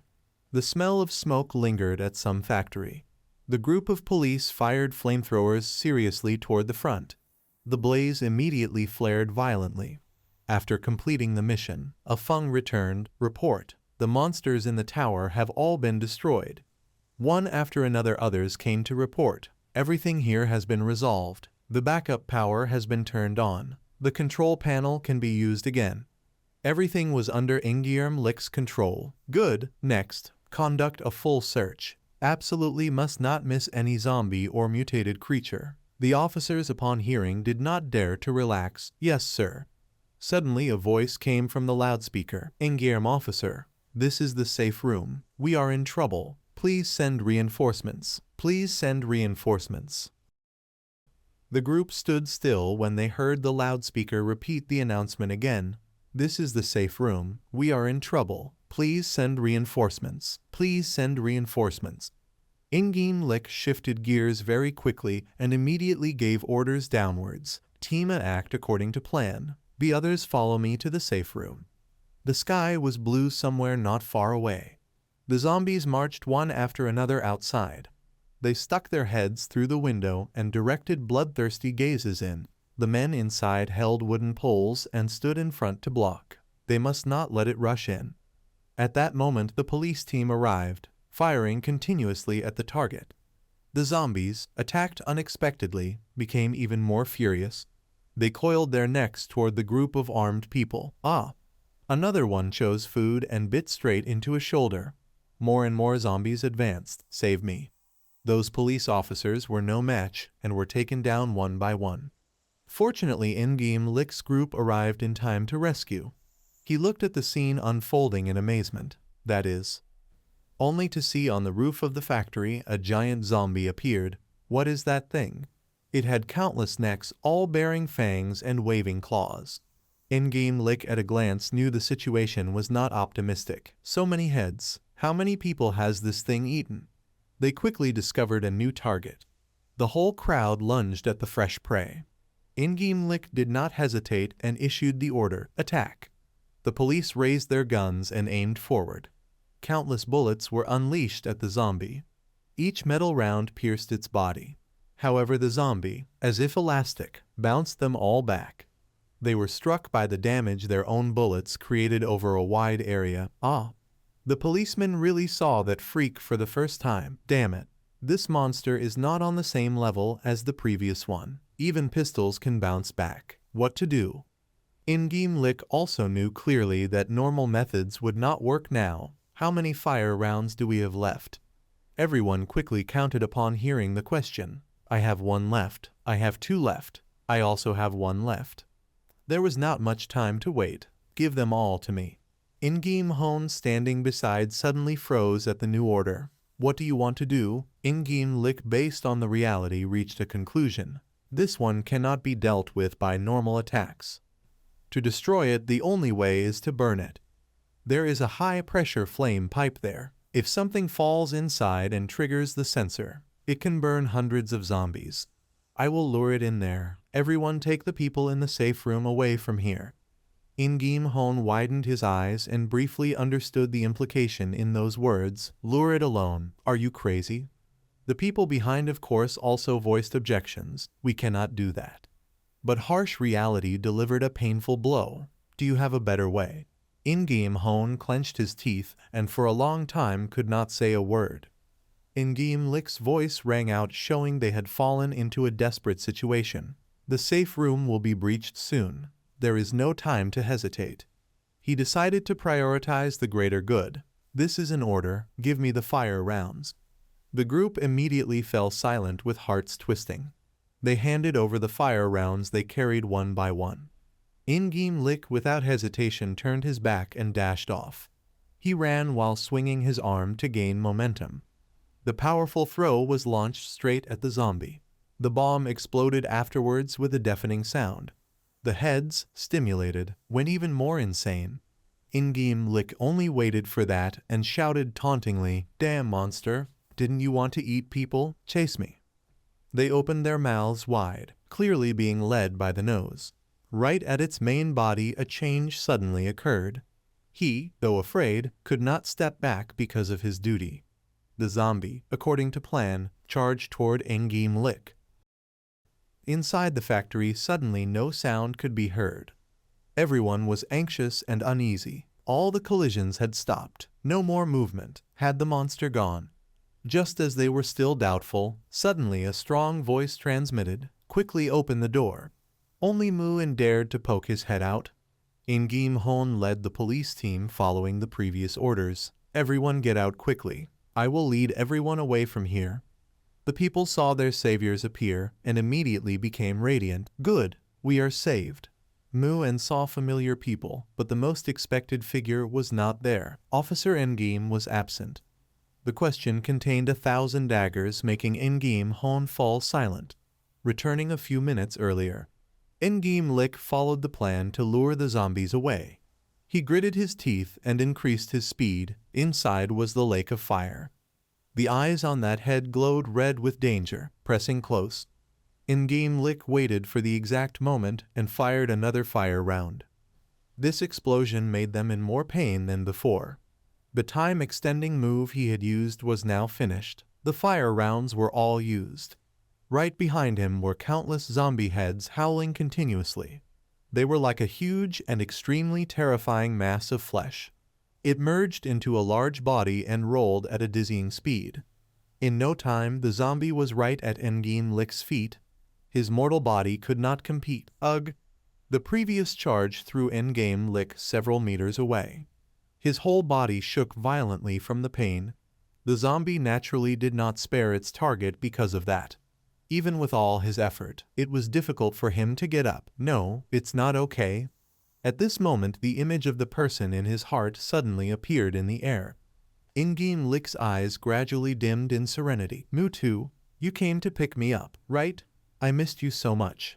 Sorry, I am not as strong as you thought. Without you, I could not do anything." In-game Hon, Mu and everyone in the base too, the people I wanted to protect, in the end, were all hurt because of me. I no longer have the strength to persist.